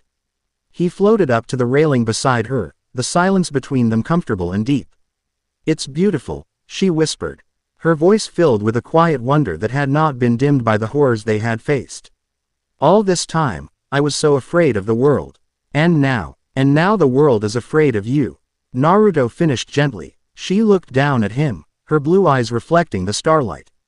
"Does it ever get easier? Carrying so much power, knowing that so many people are counting on you, and so many others want to destroy you for it." He thought of his own life, of being the Jinchuriki, the child of prophecy, the hero of the Fourth Great War. He thought of the crushing weight of expectations, the loneliness of being set apart. "No," he answered with a soft, honest smile. "It never gets easier. You just get stronger, and you find people to help you carry it. You don't have to do it alone, Shirahoshi. You never have to be alone again." He reached out and placed his hand on her giant finger, his warmth spreading through her. She had heard him say it before, but here, now, in the quiet of the night, with a universe of possibilities spread before them, the words settled into the deepest part of her soul. "I was so lost when I came to this world," he admitted, his voice barely a whisper. "I had lost everything. My home, my friends, my dream. I had nothing left to fight for. I thought I was just the leftovers of a story that was already over." He looked up at her, his blue eyes shining with a light that had nothing to do with his power and everything to do with the truth in his heart. "You gave me a new reason to fight. You, this world, this crazy, beautiful, endless ocean. You're my home now." Tears welled in her eyes, but she was smiling, a brilliant, radiant expression that outshone the stars themselves. She leaned her head down, a monumental, graceful movement, and gently touched her forehead to his. It was a gesture of absolute trust, of shared souls. It was a promise more binding than any vow. They were no longer a guardian and a princess. They were partners, a team, the anchor against the coming storm. The next morning, the dawn broke over the horizon, painting the sky in fiery shades of orange and pink. The entire crew was on deck, a sense of renewed purpose in the air. Jinbei stood at the helm, his hands steady, awaiting his queen's command. Shirahoshi stood at the prow, her face turned to the rising sun. She took a deep breath, closed her eyes, and sang. It was not a call for battle, but a question, a gentle request sent into the heart of the sea, asking the oldest of her subjects to show her the way to the place where all hope had died. For a long moment, there was no response. Then, the sea ahead of them began to shift. The currents changed, flowing in a new, unified direction, forming a clear path forward through the treacherous waters. A path that did not exist on any map. From the deep, a low, ancient chorus of rumbles answered her, 1,000 Sea King voices lending her their guidance, their memories becoming her compass. Jinbei grinned, a look of fierce joy on his face. "The sea has opened a path for us. A path no human has sailed in 800 years. He gripped the helm. "Your orders, Queen Shirahoshi." Shirahoshi opened her eyes. They were filled not with fear, but with an unshakable resolve. She looked at Naruto, who stood beside her, his hand resting near hers on the railing. He gave her a confident nod. She turned her gaze back to the impossible path ahead, to the uncharted dawn. "Take us to the shadow of the final island," she commanded, her voice ringing with the clear, undeniable authority of the Queen of the Seas. Naruto grinned, a flash of the old, knuckle-headed ninja who would charge headlong at any challenge. He looked out at the horizon, at the endless adventure and the impossible battle that awaited them. He was not the leftover of a finished story. He was at the very beginning of a new one. "All right," he said, his voice filled with the thrill of the fight to come. "Let's go meet a god." The ship surged forward, following the ghost current into the heart of the new world, a tiny vessel carrying the hope of the world, sailing bravely into the legend that awaited them at the end of the sea. Chapter 10 End.